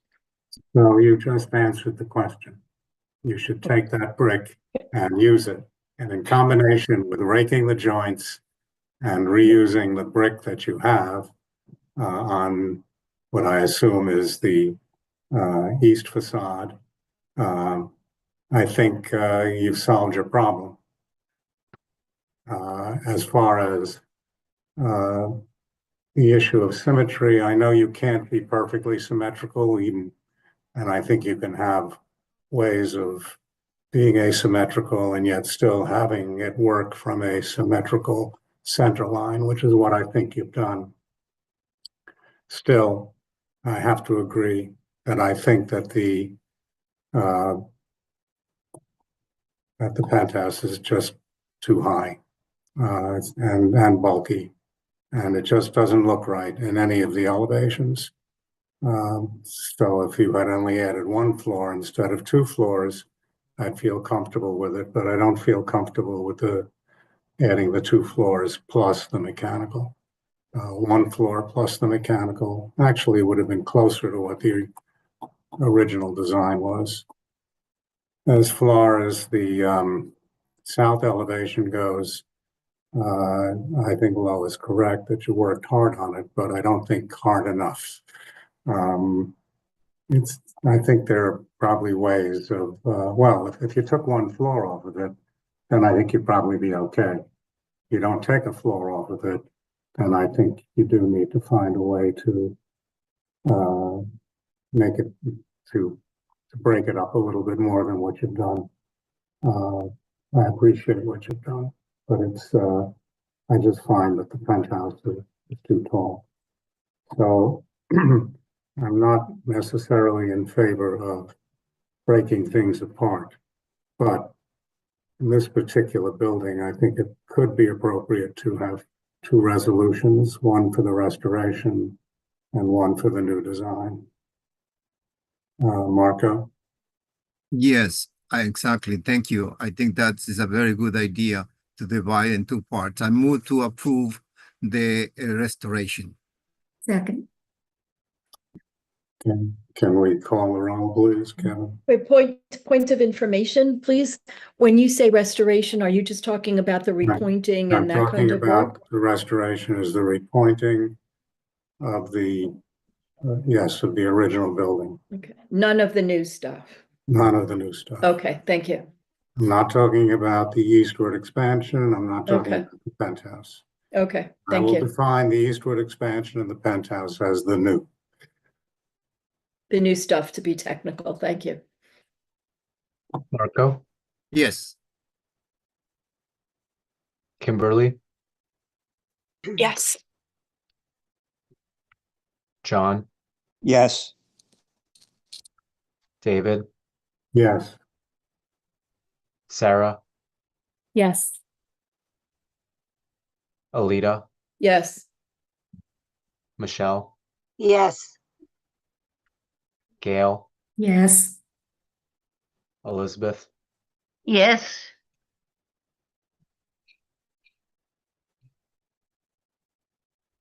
And now I need to. Marco, yes. Michelle? Yes, I would like to propose a motion to disapprove the rest. Second. The eastward expansion and the penthouse. And we have a second. Second. Yes. Okay, please call the roll. Elizabeth, Pass. Gail, Yes. Michelle, Yes. Alita, Yes. Sarah, Yes. David, Yes. John. Yes. Jane, did you want to vote in this one? I did, because I saw a lot of the presentation, so it would be a yes. And for the last one as well? Or Yes, for the last one is, well, thank you. Kimberly, Yes. Marco, Yes. Elizabeth, Yes.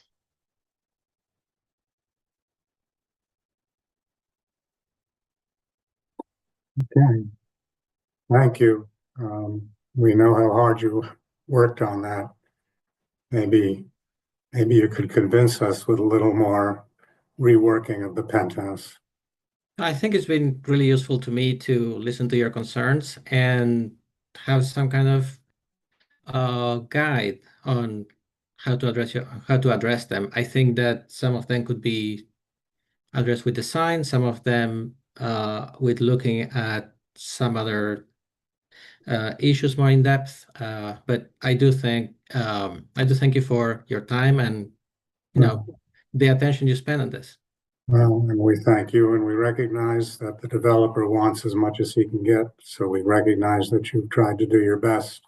But when we look at it strictly from the point of view of context and appropriateness, unfortunately, you have a unanimous consensus that the penthouse and the eastward expansion are problems. Okay, thank you. So Jane's going to handle the next two. Thank you. That was such a complicated application. The next application that we're going to deal with is in the Carnegie Hill Historic District on East 92nd Street. It's basically a reworking of the rear elevation. Is the applicant here?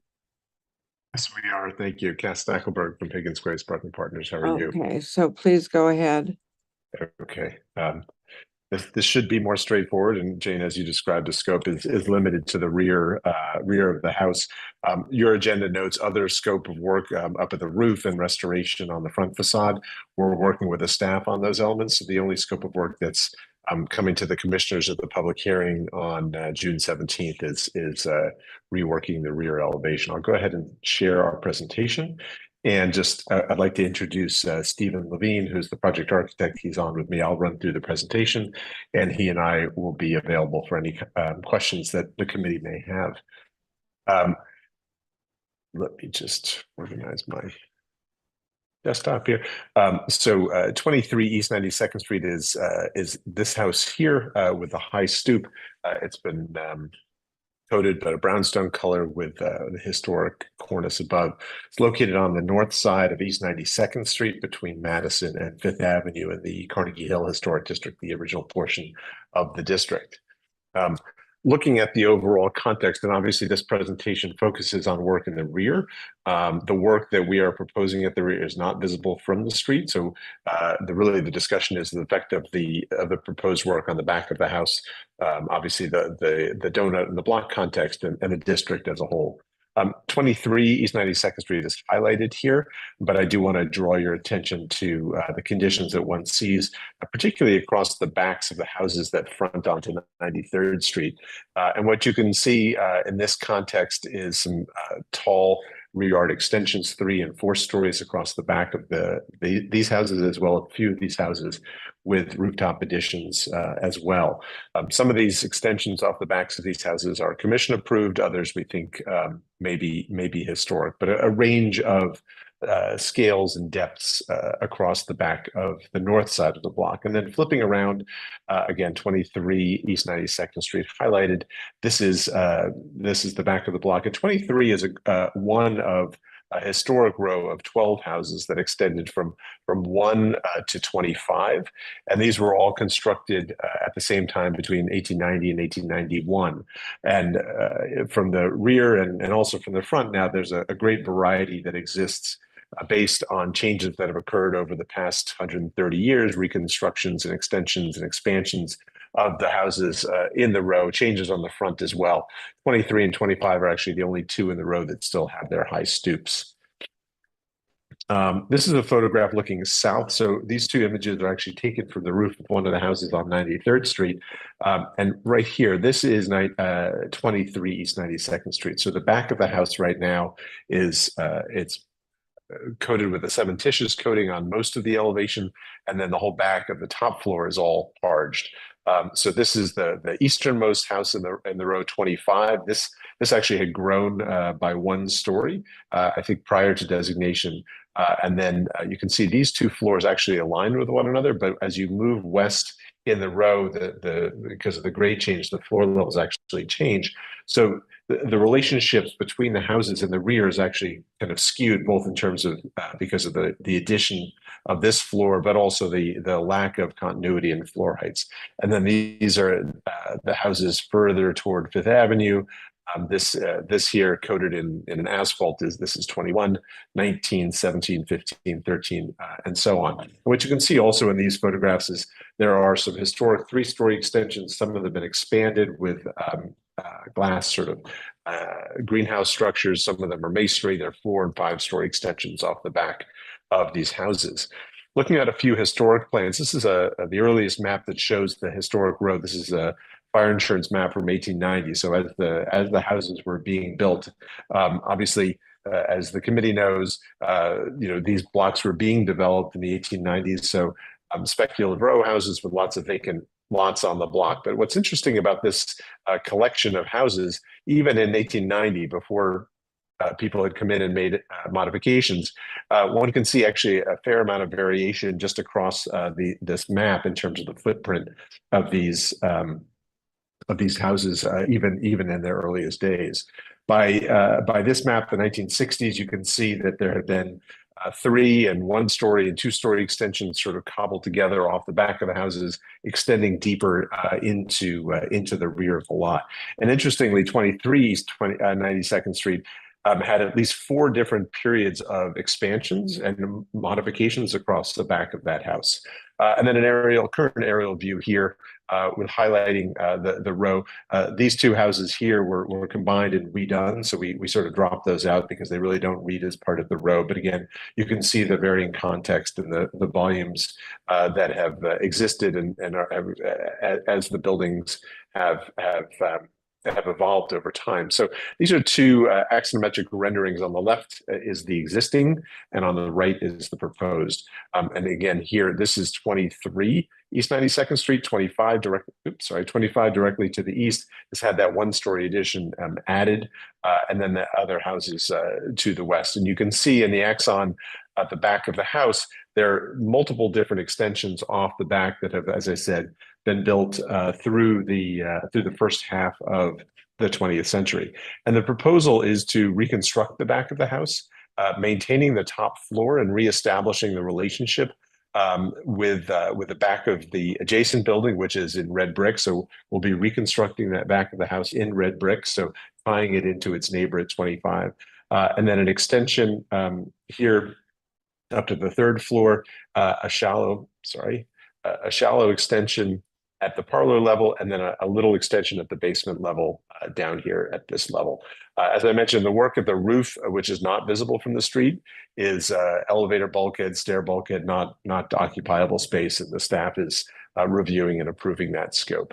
A view, again, existing and proposed side by side, now sort of at the ground plane of the rear yard. So again, you can see the variety of volumes off the back of the house and a bit of a regularization of the back of the house, finished in red brick with stone lintels and sills, multi-light windows in wood, and steel multi-light windows at the lower level. An existing block plan illustrates this variety of depths and heights and widths of the extensions off the backs of the houses. So 23 is highlighted here. There's a 2- and 3-story extension currently. Next to us is a 4-story extension. The row itself has extensions that range from 1 all the way up to 5 stories. And the block itself has 4-story extensions on the north side of the block, as well as even down here in the southeast corner. And then our proposal with the 4-story extension, a little bit deeper at 2, and then at the basement level, this 1-story kind of greenhouse extension, similar to the other extensions that you see actually directly across the rear yard. Some existing photographs of the back of the house as it appears today. As I mentioned, there were a series of expansions and alterations across the back of 23 East 92nd Street, and those are highlighted with different dates and volumes. So the original extension was extended by a floor in 1902. That's represented here. There were alterations at the base in 1907 and a full width construction in 1923. A new extension built in 1939, and then in 1958, a fire escape was added to the back of the house. So you see the house in context, sort of a detailed view, and then this is a view from the garden level looking at the basement and parlor level. You can see the sort of modifications that have occurred over time. The fire escape down at this level had been removed, but the scars on the brick are apparent, as well as the through wall air conditioning unit. And then this is looking north in the rear yard, and then a detailed photograph at the ground floor, basement level rather, of the extension. The upper floors of the rear elevation, as I mentioned, the top floor has been parged. There's a rusting fire escape across the back, which is really sort of working against the masonry across the rear elevation, and then some detailed photographs. As I mentioned, the topmost floor of the extension has been parged completely, so you don't even read the brick through the parging. The parapet's been rebuilt and set with camelback coping stones, and then the lower levels have this cementitious coating across the brick on the lower floors. Flipping around now, looking at the back of the houses on the 93rd Street side, 4-story extensions here, and here, some 3-story extensions. And so the context is actually quite similar to what we're proposing.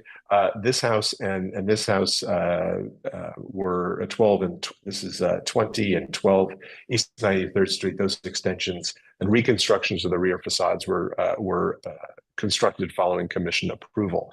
Another view looking sort of west-southwest, west-northwest, I should say, looking at the back of the houses in the row, and then picking up a couple of the extensions off the back of the 92nd Street buildings in the row. Highlighting these two buildings, as I mentioned, 12 East 93rd Street and 20 East 93rd Street, the backs of these houses were reconstructed in their entirety, in part because of the condition of the brick at the start of the projects in those instances. These were back in 2011. So actually quite similar. The commissioner's findings at that time are interesting. You know, they recognized that there were no significant features in the back of the house, that these, particularly here, 12 was not visible from the public way, and that the block context could support this kind of extension. Back to 23, an existing axon and a proposed axon, just to give you a sense of the volumetrics of the extension, an existing section, and then the proposed section. The work on the roof not visible from the public way. This extension at about 8.5 feet at the second and third floor, a little bit deeper at the parlor level, and then at the basement level, a 6-foot extension, but still allowing for a code compliant rear yard at the back of the lot. Proposed elevation here, just bringing a little bit of uniformity back to the Not to rear of the interrupt, house. Kaz, how much is the Yes. extension at the ground level? It's 6 feet off of the floor above. Okay, thanks. Yes, sure. I'm almost done. So proposed elevation, as I said, sort of maintaining that continuity at the floor levels between 25 and 23. Existing elevation and a proposed elevation, just to give you a sense of materials, a Glengarry red brick, sort of a common red brick, which would be seen across the rear elevations of these buildings with a buff mortar, limestone lintels and sills, double hung windows painted in black on the upper floors, and then multi-light steel windows painted black on the parlor and basement level, and then a standing seam zinc cladding for the bulkheads on the roof. Some details here for the ground floor. Again, this multi-light steel system at the basement level. A bit more detail. Happy to come back to these if you have specific questions. Window details, as I said, all the windows on the upper floors will be a multi-light wood window. And then floor plans. This is the cellar level, but Dave, to your point here, this is illustrating that 6-foot extension off the back of the house at the basement level, existing plan, proposed plan. And then at the first floor, this is the sort of walkable glass ceiling of that 1-story extension. And you can see historically the building had an elevator and a stair. That is an undersized elevator. We're putting in a slightly larger elevator. Stair is staying in the same location. And then the extension here coming out just about to the same, to the same line as the existing rear extension at the second floor. And then as we continue up a bit deeper, and then 4th floor roof, seeing the setbacks of those rooftop features that I mentioned, and then the bulkhead plan. And then finally, just 2 rendered views again. So reconstructing the back of the house in red brick, it will be knit together once again to its neighbor at 25. Sort of regularizing the rear, but still with a bit of personality, with a bit of depth and materiality, and fitting within the block context in much the same way as some of the extensions and reconstructions that have been approved over the years for this particular block. And finally, as I mentioned, there are no significant features off the back of the house that are being removed, and none of this work can be seen from the public way. So one other question, answer any questions, of course. Cass, that Yes. greenhouse window at the ground level, I read Yes. on the drawings that it's like 8 feet tall, but what's the width? It's the width of the lot, which is 20 feet. The window is 20 feet wide? Let me go to the elevation. That window, yeah. Well, one. it's actually not 20 feet because you've got 2 brick Yeah, the piers wooden framing it. piers, So yeah. let me just. It looks like it's 16 feet. I'm sorry. 16 6, 5, feet and wide. 5. Okay, Yeah. thank you. Yeah, and it has steel posts Right. to support the doors. Okay, thank you, Cass. Yes, So that's your presentation? that is my presentation. Okay, Yes. I think we can go to the public. Is there anyone from the public here? Scott? Oh, hi. This is Scott McClellan. I live at 25 East 92nd Street. Thanks for letting me address this committee. First off, the designs look beautiful, and I will say, as the neighboring home, I'm excited to see a fully renovated house that will be, much more aesthetically pleasing to all of the neighboring homes. I have a few concerns about the home, having read a good bit about the Carnegie Hill rules and regulations. First off, it does add significant bulk to the back of the home and takes away significant sort of donut space to the to the community. But I have 2, I guess, very specific challenges. The one on the screen that you can see here is they talk about consistency of the rear yard, but the reality is they're pushing it 6 feet beyond all of the neighboring homes. And in our case, we use our backyard and the back room there for our dining area and a study area for the kids. And they're putting up, I think, probably like a 15-foot brick wall that would take away significant light from our area. So I honestly, even the examples they show from across the way do not intrude upon the rear yard parallel circumstances. I think each of the pictures they showed actually are parallel to the homes they put up. So I'm forgetting the numbers, but 20 East 93rd, and they put up one other example. And if you look at the pictures they cited, they're actually, they're in line with those homes. So I think it would set a really bad example. And I'm aware of a couple of circumstances that have been denied by landmarks when they tried to get an extension that was pretty aggressive, like this one. The other one is the rooftop is a pretty dramatic addition. I took a couple photos from Madison Avenue from a couple of locations, and you can definitely see the addition that they'll put onto the home. The bulkhead atop the elevator is just large. So I would hope that as we get closer to finalizing plans, they can actually demonstrate that it's not sort of an eyesore. I'll be honest, even though I live in 25. I love the fact that this is, a rule in place at Carnegie Hill, and I'm often embarrassed that you can see the top of our home from Madison Avenue. And I would hope that we don't have even more of that, with this new renovated, piece of work. So anyhow, I guess those are concerns that I have about these plans put in place. Thank you very much. Thank you for coming. We will Dave, now may go. I respond to just two things? I just want to sort of clarify two things which may be helpful for the committee. Just to confirm that we have gone ahead and built a rooftop mock-up, and the bulkhead is not visible from the addition. We've met with Landmark staff and they recognize that, and that's why that's not actually part of this application. So I wanted to clarify that. And then just to sort of touch on the other point about the rear yard, I think it's we recognize that we are a little bit deeper than your property and the adjacent, but I think sort of looking at the back of this, even from across the lot, this is down at the basement level.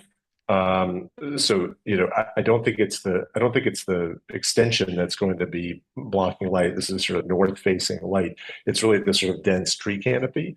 So I recognize that what we're proposing is a little bit deeper, but at the basement level, I don't think it's going to have a significant impact on the light that's coming to the house. But I did want to just sort of share this photograph just to illustrate sort of the tree canopy in the lot. Could I just make one point clear? They call it a basement level, but it's a first level, just so everyone's abundantly clear. I don't know why it's called a basement level. So it definitely comes out 6 feet, and there are no examples. I've looked at my block pretty carefully.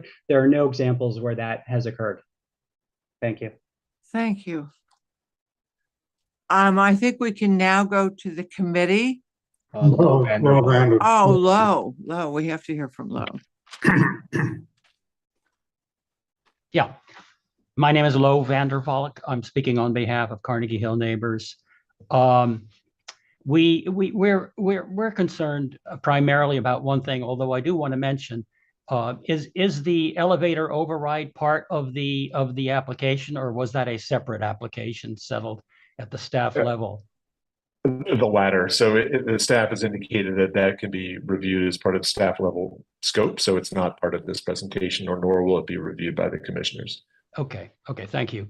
Our main concern is with the basement level, or call it the first floor for the rear yards, extension by 6 feet. This will extend by 6 feet for both buildings, the one to the east and number 25, and the one to the west, number 21. And whereas historically and currently, none of those three buildings extend into the rear yards by more than what they originally were built out to, as far as we can tell. But they are already quite deep into the rear yard.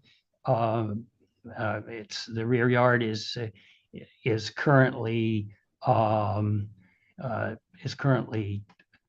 26 feet, and that will be shortened to 20 feet. But it will take away light and air, and even though it's called a greenhouse, the sidewalls clearly establish it as an extension of the building, and you even have a rooftop terrace on top of this so-called greenhouse. And there isn't much difference between an extension with lots of glazing and this version of a greenhouse. So I think that is a real objection, and it does take away light and air from the neighboring buildings. Even if there is a tree canopy, the tree canopy isn't always there, and the tree canopy is part of nature, but this is a human intervention. And we think that this is a serious problem, and it doesn't occur elsewhere along this side of the block. And I think that it's hard for us to make a closer comparison on the other side, because that's not that's not immediately relevant here. I don't think we should be diverted from our attention to this 6-foot extension, 6 foot beyond either side of the two buildings that have been observed historically since the original construction. Also want to add one more thing, that number 11 was not part of the group of buildings that were constructed. Number 11 was built in 1885, and it has a unique frontage. But that is the extent of our comment. Thank you. One more comment, if I may. The front door, we would like to know, is that temporary front door? Is that permanent? Because it is totally out of context. I'm talking about the front door on 92nd Street. That's my final comment. I'm not certain, but we can. That's a concern of the committees. We'll address that. Lo, one question. Are you opposing the application, or you have reservations about the application? No, we oppose this application. Oh, okay, thank you. Because of the rear yard penetration. Okay, Yes. thank you. Thank you. Okay, anyone else from the public? Then I think we can go to the committee. Why don't we start with Elizabeth? I think that this is a very handsome design. But I think what you should have done was keep it flat, not have the ground floor extend further into the garden. I think that this block is, plagued by rear yard extensions, so one can't say it is out of place here. So I think that I would find this acceptable, but I really would like it to be straight up and down rather than that extension in the ground floor. Thank you, Elizabeth. Michelle? Gail? Oh, sorry, Gail, alphabetical. That's okay, Jane. I too have concerns about the rear yard penetration, and I believe it does impact light and air for the neighbors on either side. And with that in mind, I don't think that I can support the application. Thank you. Michelle? Yeah, I agree. I'm very happy with the red brick and the fact that the upper floors have wooden windows. But you're having the rear yard is now going to be down to 20 feet. And there is a big imposition on the neighbors on either side. So I too would like to see that protrusion go back and be in line with the upper stories. Thank you. Also, let me make one comment. I'm sorry to hear that the rooftop addition was heard at the staff level of the Landmarks Commission. Ordinarily, that would have been automatic to come to the community board. And at some future date, I hope we can see those plans, even if we can't comment on them. Thanks. Can I just make a clarification on the roof? That's non-habitable space. So the way the staff rules have worked for a very long time, that rooftop construction that's stair and elevator bulkhead limited to, the staff, if it's not visible, can approve that. So it's not we're not really considering it a rooftop addition because it's not a room. There's no room up there. It's a stair on one side and an elevator on the other. Well, Kaz, it is adding a lot of height. I looked at that. It's adding quite a bit of height to the overall building. But anyway, thank you. Alita, you're up next. Thank you, and thank you for your presentation. Like Michelle, I'm glad to see the red brick and the multi-light windows. However, I agree with everyone who's spoken so far that it is just too intrusive into the rear yard. It's also too tall at 3 stories. So I oppose this. It is the death of the value of a historic district, or it contributes to it by 1,000 cuts. So I'd have to vote no. Thank you. Okay, thank you, Alita. Let's see, who's next, Kevin? Sarah? Sarah. Hi. Thank you for this presentation. I'm really glad that the applicant is making the efforts to renovate the rear elevation. It really needs it. And so and I also appreciate that the use of glass on the rear elevation was more limited. We've seen a lot of rear elevations that are solid glass, and you chose not to do that in this design, and I really appreciate it. I do echo my colleagues' concerns about the 3-story height. I think that the other rear yards that and I'm not condoning this, the ones that are 4 or 5 feet tall are also narrower and don't take up the entire rear elevation. And so extending it up 3 stories, with the basement level, it it generates a lot of mass there. And I also believe in preserving the donut. And so the extension past where the other rear extensions end it's something that I don't support.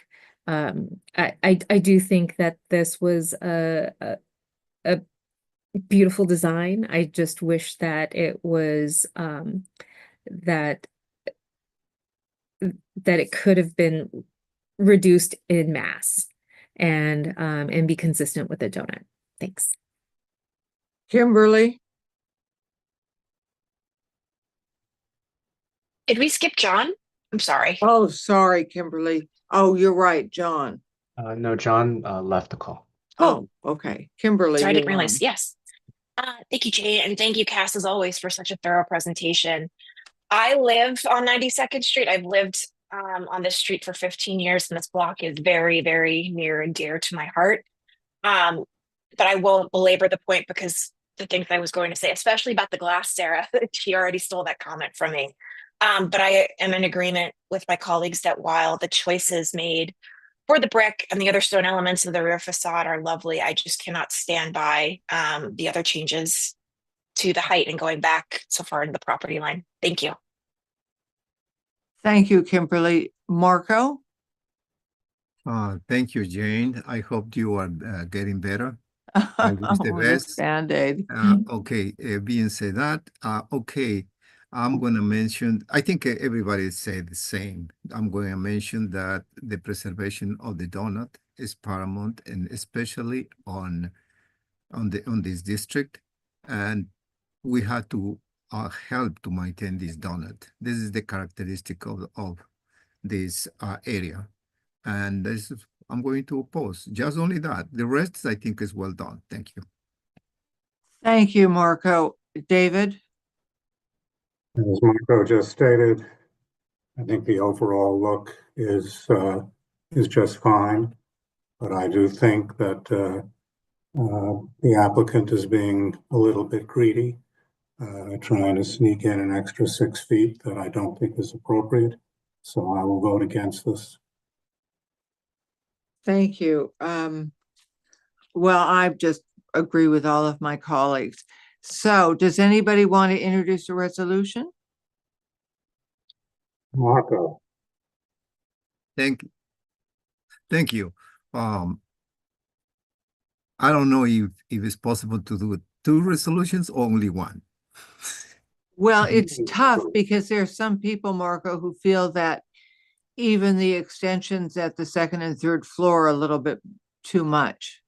Well, okay, so motion to disapprove. That is very sad, but I would like to approve the rest. But in any event, motion to disapprove. Thank you. Second. Second. I think we can go to a roll call. Could I make a friendly amendment? Sure, depending on In what other it words, is. I would like to say and approve the materials. I think we're all in that's agreement about the brick and the wood. I think we just have to vote it straight up or down. I think I'll put in something that we like the brick and the lintels and et cetera, the wooden windows. But there, anyway, we can throw something in about that, Michelle. Okay. Elizabeth, Yes, Gail, Yes. Michelle, Yes. Alita, Yes. Sarah, Yes. David, Yes. Jane, Yes. Kimberly, Yes. Marco. Yes. Looks like a move to disapprove. We're going to go to the next and final application on Thank you. East 74th Street. Even I had a hard time following the drawings. It made me wish I were some kind of an engineer. Has everyone had a chance to look at the presentation that was sent to us by the board? Probably not. Well, anyway, is the applicant here? Yes, hi. Okay. Maybe you'll simplify it for us.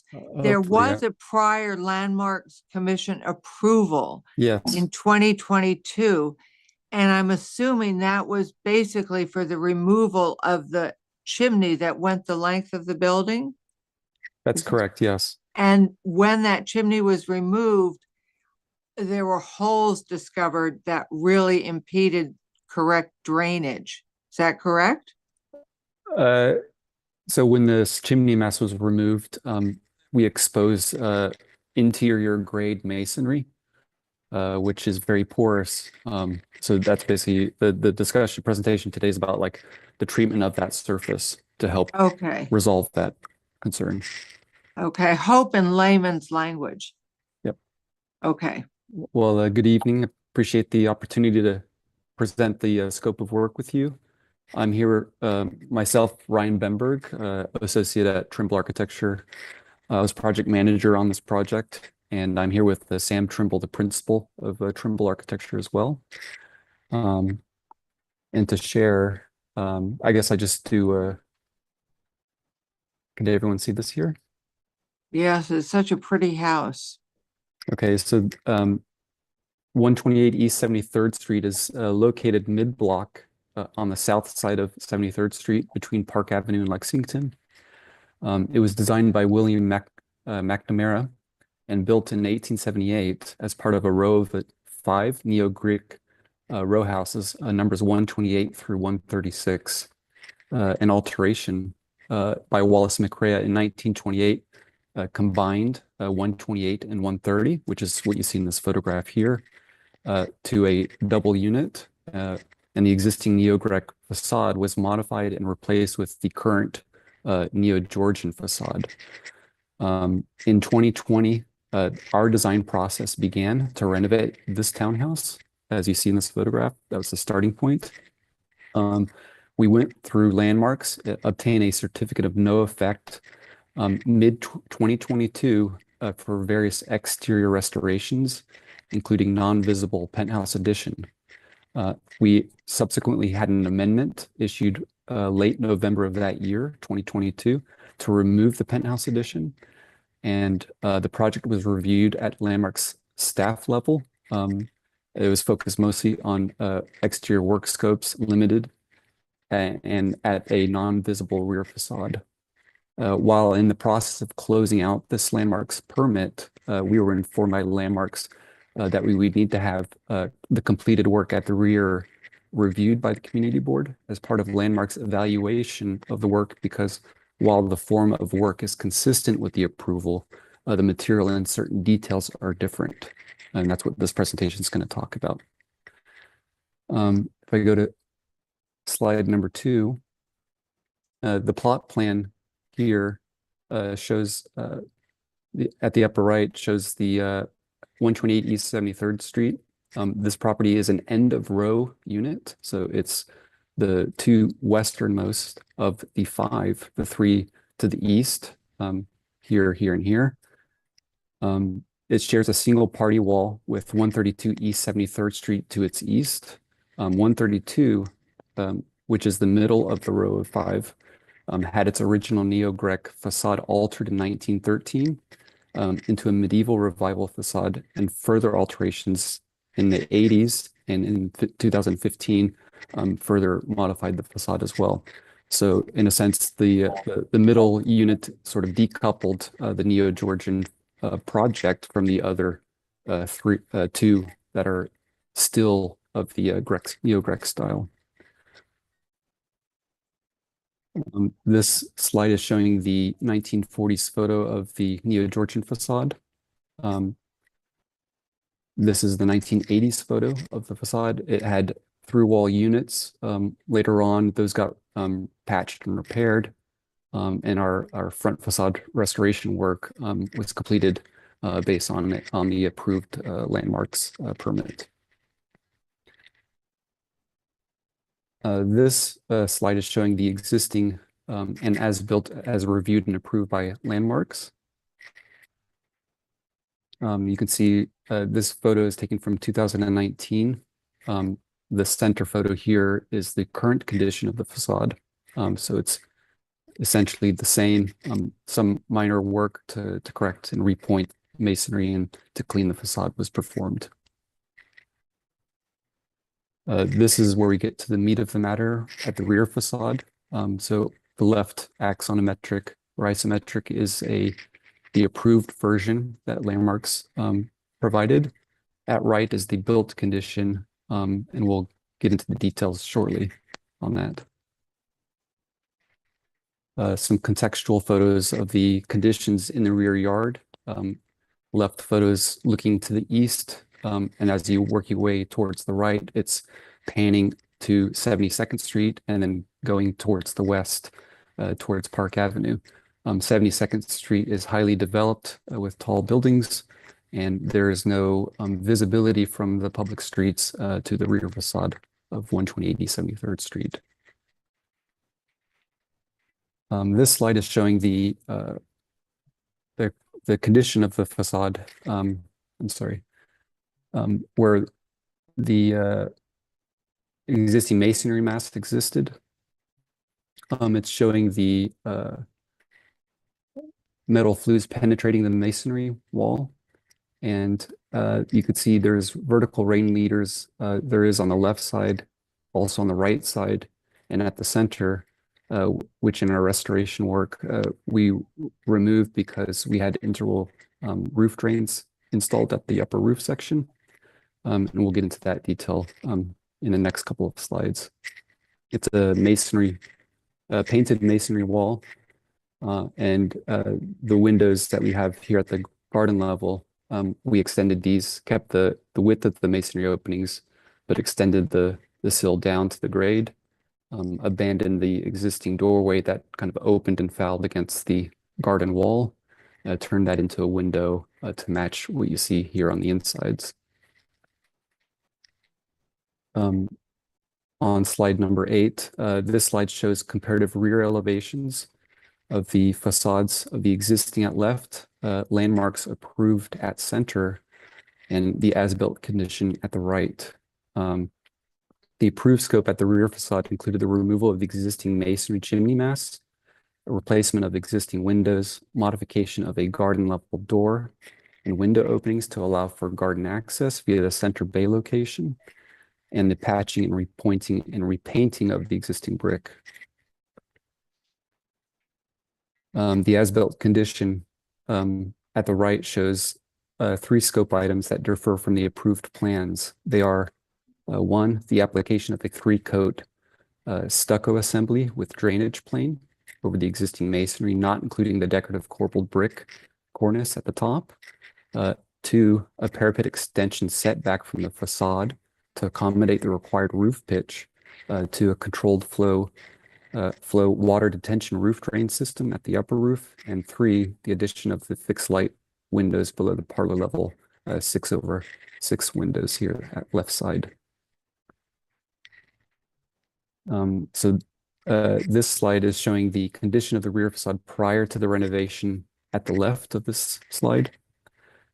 The condition directly after the masonry chimney mass was removed at center.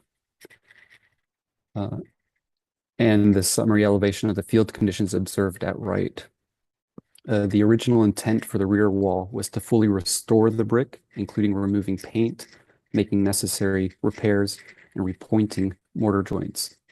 Some problems with the brick masonry were observed before the paint was removed. That included areas where the mortar was used to infill missing and damaged brick and where brick needed to be replaced.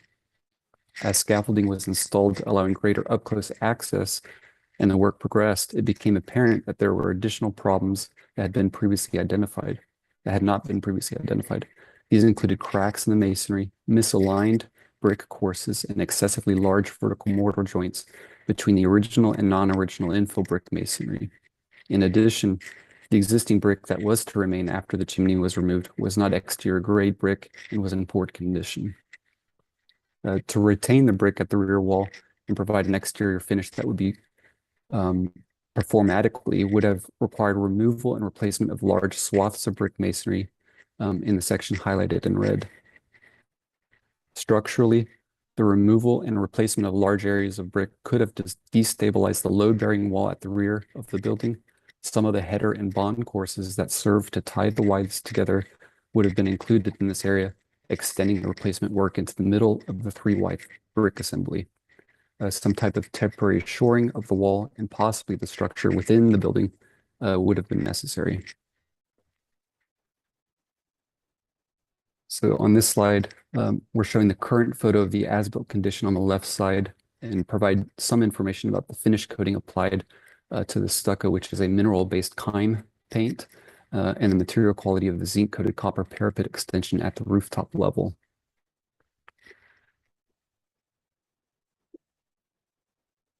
This slide is showing the scope of the three-coat stucco assembly applied to the rear facade and provides a detail on how the assembly is applied to the existing masonry. The finish is decoupled from the brick masonry, and this feature and the provisions for expansion help prevent cracks from forming in the stucco. The stucco application terminates below the decorative brick cornice at the top of the wall, where it's highlighted here in the red on the left side. And we'll see in the photographs subsequently the existing corbelling showing with the Kime mineral paint applied.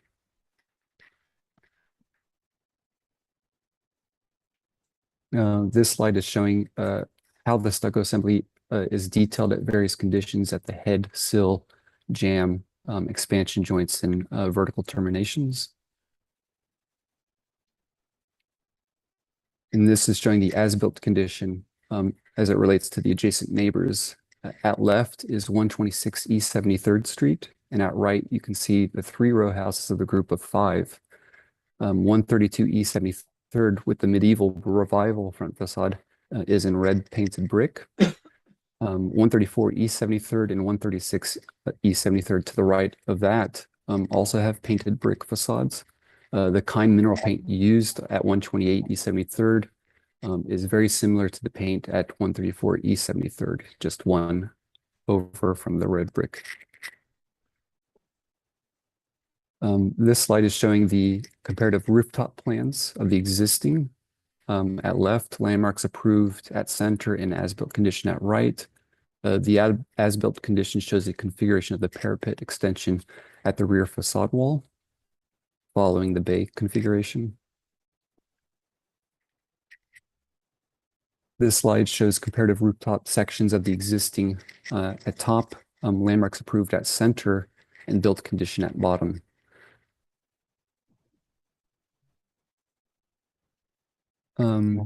This section detail of the rooftop addition at the rear facade is shown here of existing and then the as-built condition on the right side. A low curb or parapet wall was installed to maintain a vertical height to satisfy standard roof industry requirements minimum for vertical flashing here.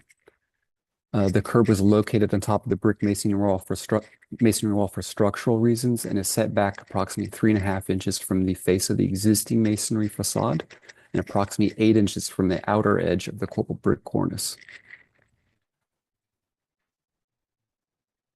This slide is showing the condition of the corbelled brick cornice at the rear after the removal of the chimney mass, when the scaffold was in place to evaluate the condition in detail.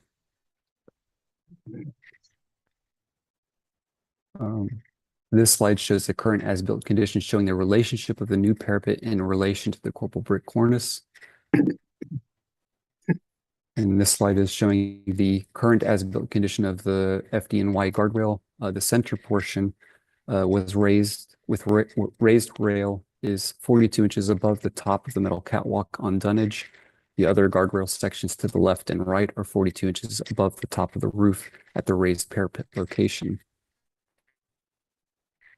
And this is an aerial view of 128 from the rooftop of 117 East 72nd Street, directly opposite. The other three row houses of the five can be seen to the right of 128 East 73rd Street.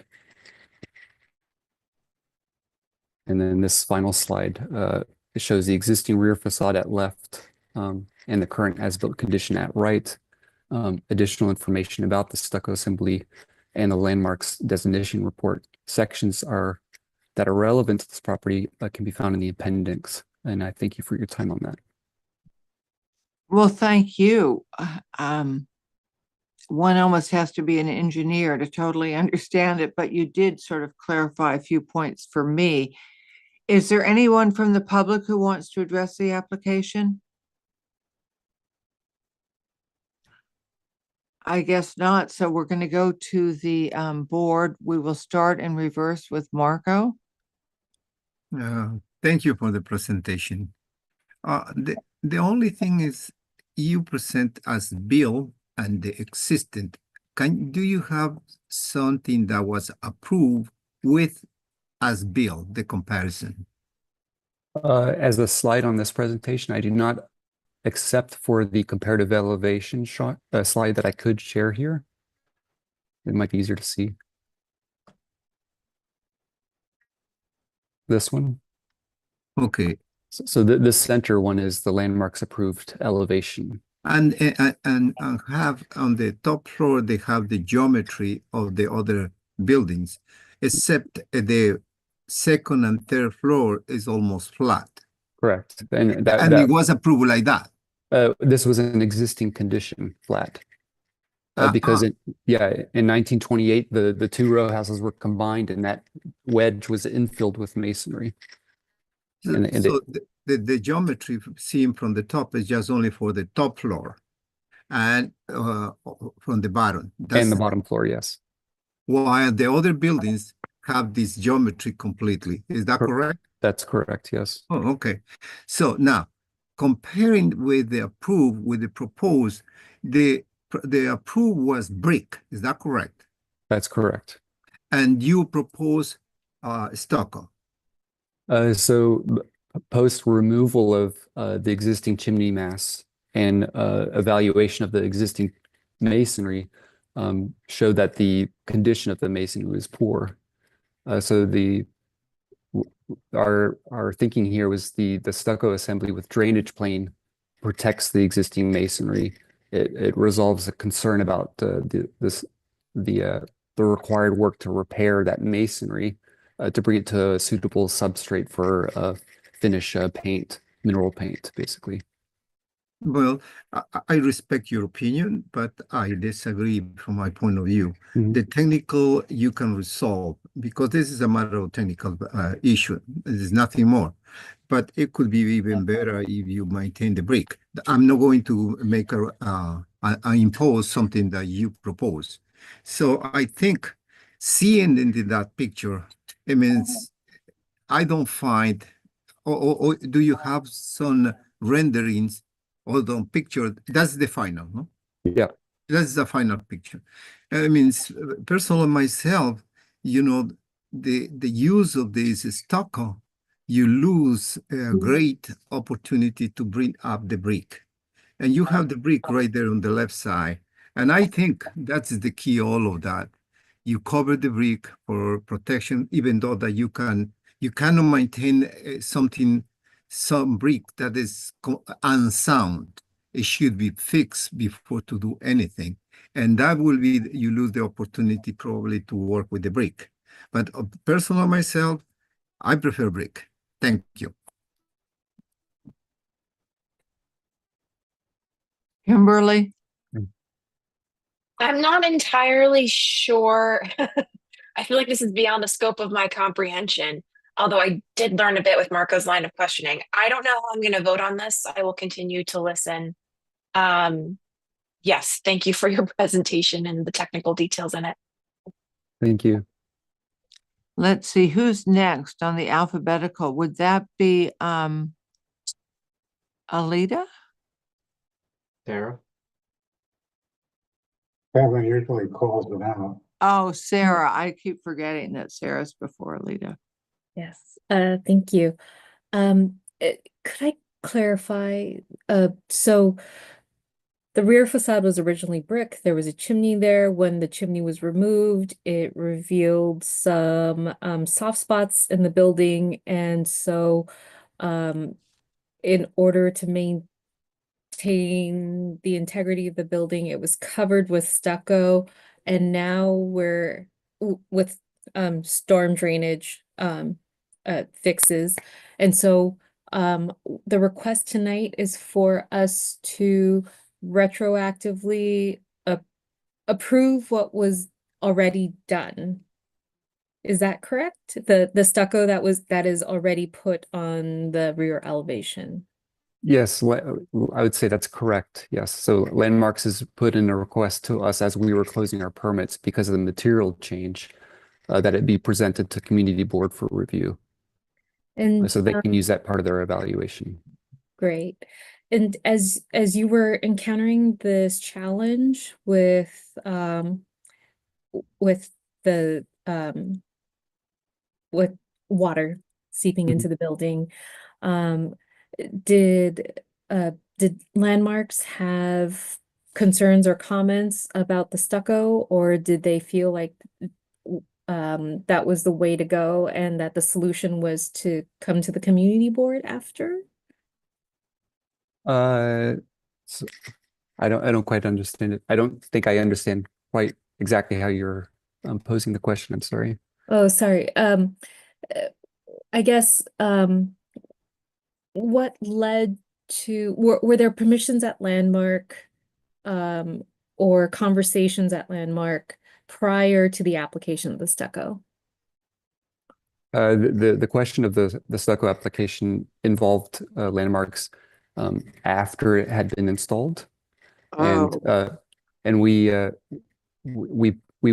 we looked to close permits with Landmarks, and their comment was, as a material change, their recommendation is to go to community board so they can use community board's recommendation for their evaluation. Oh, got it. So, but you weren't in violation. No. So okay. we're coming to community board to help close applications, and this is just a comment from Landmarks that they want us to be here presenting the scope that was performed. And that is basically because of the change from brick to stucco? Yes. Okay. Thank you. Thank you, Sarah, for clarifying that for us. Yeah, that's really helpful. I understand your challenge and that especially given this past winter and spring, early spring, I can see how it would have been a huge problem to leave the building exposed. I am having trouble with the change of material, and so I think I'll see how my colleagues what their views are to help me think through this vote. But thank you very much for explaining. All right, thank you. And Alita, is that you next? It is. Thanks, Jane, and thank you for your presentation, and thank you, Sarah, for clarifying. I like stucco, but I don't like it here. To me, the rear looks like two nurses holding hands or attached at the hip and the shoulders. It just seems vastly inappropriate for this block, even with all the differences in the set of matching buildings and the other buildings down there. I just think stucco, it just does not feel right. So I would vote no on this. Thank you. Thank you. Gail? Michelle? Oh, I'm sorry. Thank you, Kevin. Thank you. Thanks for the presentation. Well, I'm still not clear, okay? Question number one, when it said where the brick is on the picture on the left, existing rear facade. So to me, when you say it's existing, it means it's standing there now. That if I go over to that street, this is what I'll see. But clearly that's not the case. So it's not existing. The as-built is what's existing. Is that correct? Yes, the image on Okay. the right labeled I as think that's all our confusion because it's not existing. The as-built is existing now. If we go over to that street, we will see a white stucco rear facade, correct? That's correct, yes. Okay. And the picture on the left with the brick, is it just photography that's showing the brick of two different colors on the upper level and on the bottom? That's an issue of exposure, yes. Exposure of film or exposure of time? Well, it's a exposure in digital form, but yeah, I would think it's not okay. yeah, this is higher exposure and that's lower exposure. It's just not matched. But So the what's the color? the color, I would think, yeah, the 2019 version of the facade was more of this color. The lower color. Yeah. So if I went to that street prior to you stuccoing the rear facade, I would see the whole building in the color where your marker is now. That's correct, yes. Okay, I prefer that. I think the thing that came to me, not so funny, when the stucco picture came on the screen was like R2-D2. It looked like something with two thick legs walking. I mean, it just doesn't seem right to me. Also, I guess it's not within the scope of this application, but where is the door? That they all look like windows on the lower level. Yeah. Yeah, the 2019 facade had the door on the right side here where my cursor is. Yes, that's what you had said. So where is it now? Here and here, the center bays of both. So this picture, actually, this stucco picture is not really a picture of what currently exists. Otherwise, the doors, or are those the doors as we see it? This is a door here on the left of that right image, and then here on the right of the right image. Oh, so this door has divided lights on the top and then a solid bottom, like a kit plate? Yes. Okay. It looked like a continuation of wall to me. Well, so yeah, I didn't read it as a door. Well, we registered the bottom line from the double hung window and carried that across. So that was an intentional thing. Yeah. Well, yes, and the existing door had a kick as well, a high kick. Okay. All right. So our issue tonight is to somehow validate the changing of the brick to the stucco, to give our blessing to that or to approve that. Is that what you're asking in toto? Nothing more? Nothing more. It's the three parts. It's the stucco application of the stucco, the extension of the parapet at the roof level to capture the controlled flow roof drains. So, because we had existing leaders previously, we have internal leaders now, so the roof had a pitch to the drains. And what's the third element? And the third are the fixed lights here at the two double hung windows, 6/9s at the parlor level. So here on the right side, you'll see the kind of a fixed panel on the right side, and on the left side, it's a fixed light condition. So the right side is when the window is open? So the right side of this image, this is where No, the I'm kitchen. sorry. The right side is that fixed panel. The left side is when the window is open? No, the left side here is showing fixed lights below a 6/9 double hung window. So the right side is showing where a countertop exists. So this fixed panel is not available for daylight coming into the space because of the counter height. On the left part of the image, there is no counter. and the addition of the fixed light provided more daylight, but maintained the detailing of the 6/9s across the elevation. Ah, okay, now I understand. I thought one window was open and one window was closed. Talk about asymmetrical. I've never seen anything like this, actually. It's really remarkable. Well, all said and done, I understand that the top, what you have to do with the parapet, is a drainage issue. That was an engineer's decision to solve that problem, I assume. So I won't jump in on that, since I have nothing to offer from an engineering point of view. Aesthetically, I will say I prefer the brick. And aesthetically, I will say I think those two different windows are disturbing and jarring, as is this whole rear facade. I take it you had no alternative but what to do with that middle. There was nothing else that you could offer, any element that you could offer, so that isn't just a blank wall. Well, that wasn't considered. We saw the median between the two row houses as a flat surface as a way to kind of unify the two groupings of buildings, but no decorative kind of conversation occurred Okay, so to kind of you didn't even approach develop that. it. This Yeah. is just how it is. All right. Well, for the reasons I stated, I couldn't support the stucco. I like the brick and I don't like those two windows. So anyway, sorry, but thanks very much for your presentation. Thank you. Elizabeth? Oh, Gail.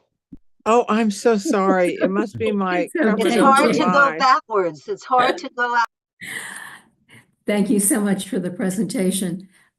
A question, I can certainly empathize when one has to deal with that type of drainage. Mhm. However, were any other materials considered rather than stucco, and particularly white stucco?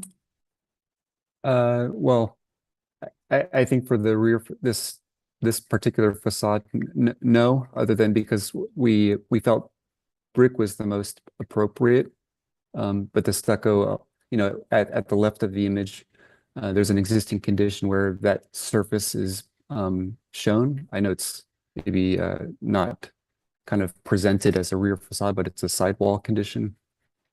We didn't think about other material types to address the waterproofing concern.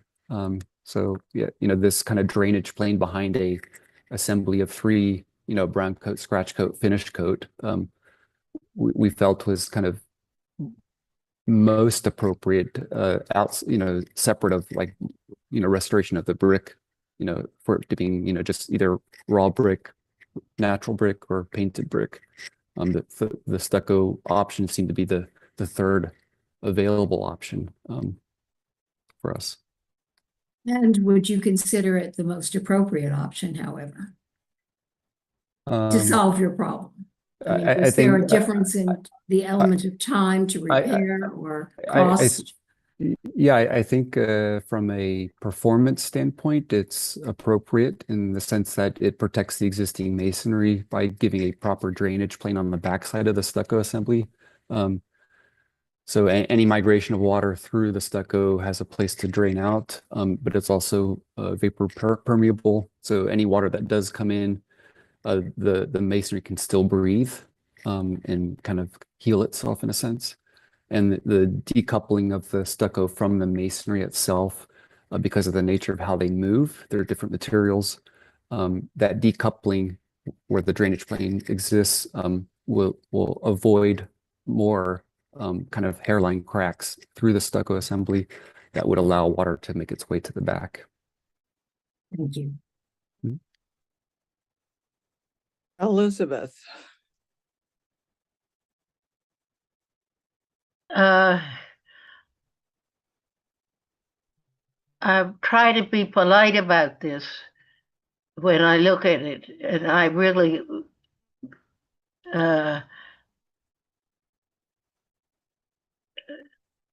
I think that we're here to judge appropriateness. I think that this is the epitome of inappropriateness for the rear facade.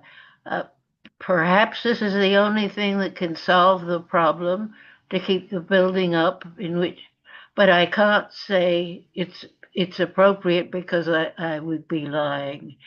So I can't support this. I just hope you fix the building some other way. David? Picking the three pieces, the parapet has to be done, that's clear. The panel below the window probably could have been done differently.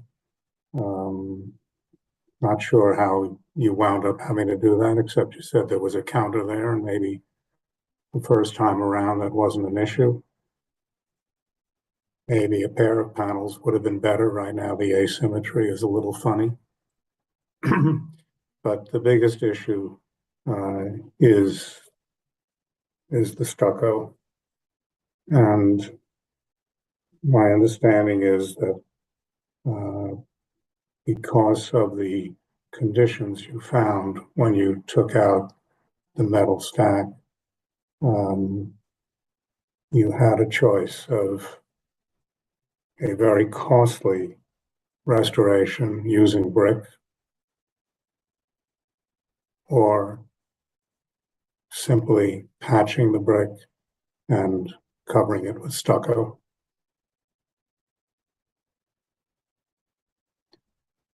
As much as I can understand the practical issue of not wanting to go through the expensive restoration, if we're talking strictly context and appropriateness, then I have to vote against it. So that's where I'm at, Jan. Thank you. Michelle, did you want to make another comment? I just have a question. Let me understand. You're not saying that there was no other way to correct your water problem. You're just saying that this was the most expedient and cost effective.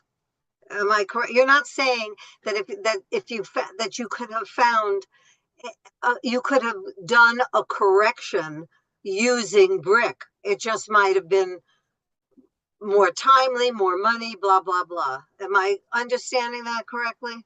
Yeah, I would say Okay.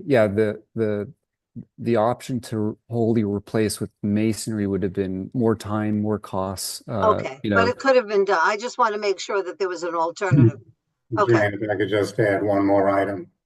The brick, had you done it, would not have matched.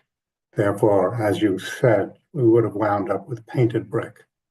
Well, painted brick still has a texture to it, which the stucco doesn't.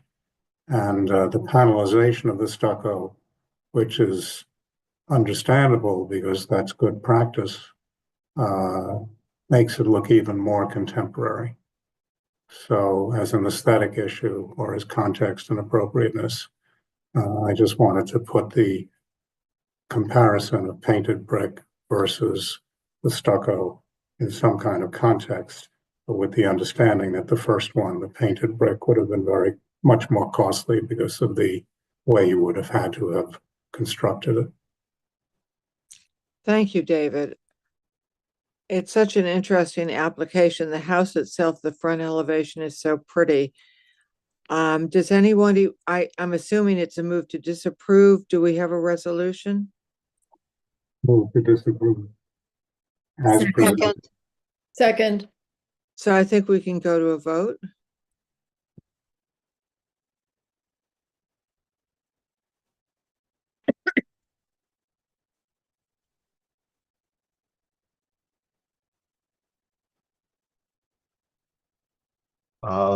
Marco? Yes. Kimberly? Yes. Jane? Yes. David? Yes. Sarah? Yes. Alita? Yes. Michelle? Yes. Gail? Yes. Elizabeth? Yes. So thank you to the applicant. It's a conundrum for you, which I understand. And I want to apologize to the committee for getting everybody out of order. I did have a cataract procedure on my left eye. But thank you so much to all of you. And it was an interesting presentation, and it's a conundrum for the applicant. Great. Thank you for your time, everyone. You're welcome. And bottom line, Jane, is don't ask for a post-approval. When you have the problem, address it before you complete the wrong thing. Well, it's confusing because there wasn't really a violation, which would be the normal situation. Oh, but there was. He changed the material. Yeah, but he said he was closing out the permit and Landmarks noticed the change. It's not as if there was an actual violation, was there, David? Well, he didn't follow the permit. That's why Yeah. he's here. That's why. Yeah. Okay, well, many conundrums. Marco. Thank you. I would like to say something. Believe me, I would like to approve this application because it's done. As a professional, I don't like to receive this kind of news. And believe me, I feel very bad, but I cannot go in against what I believe is right. And I think a brick is the right thing to go. And I'm sorry that I'm going to say no. And I know the impact that you're going to suffer right now. I'm sorry for that. Thank you. I think we are strictly advisory. It's going to be up to Landmarks to decide what they want to do. I think Landmarks knows full well that what was done was the less costly, perhaps more practical solution from that point of view.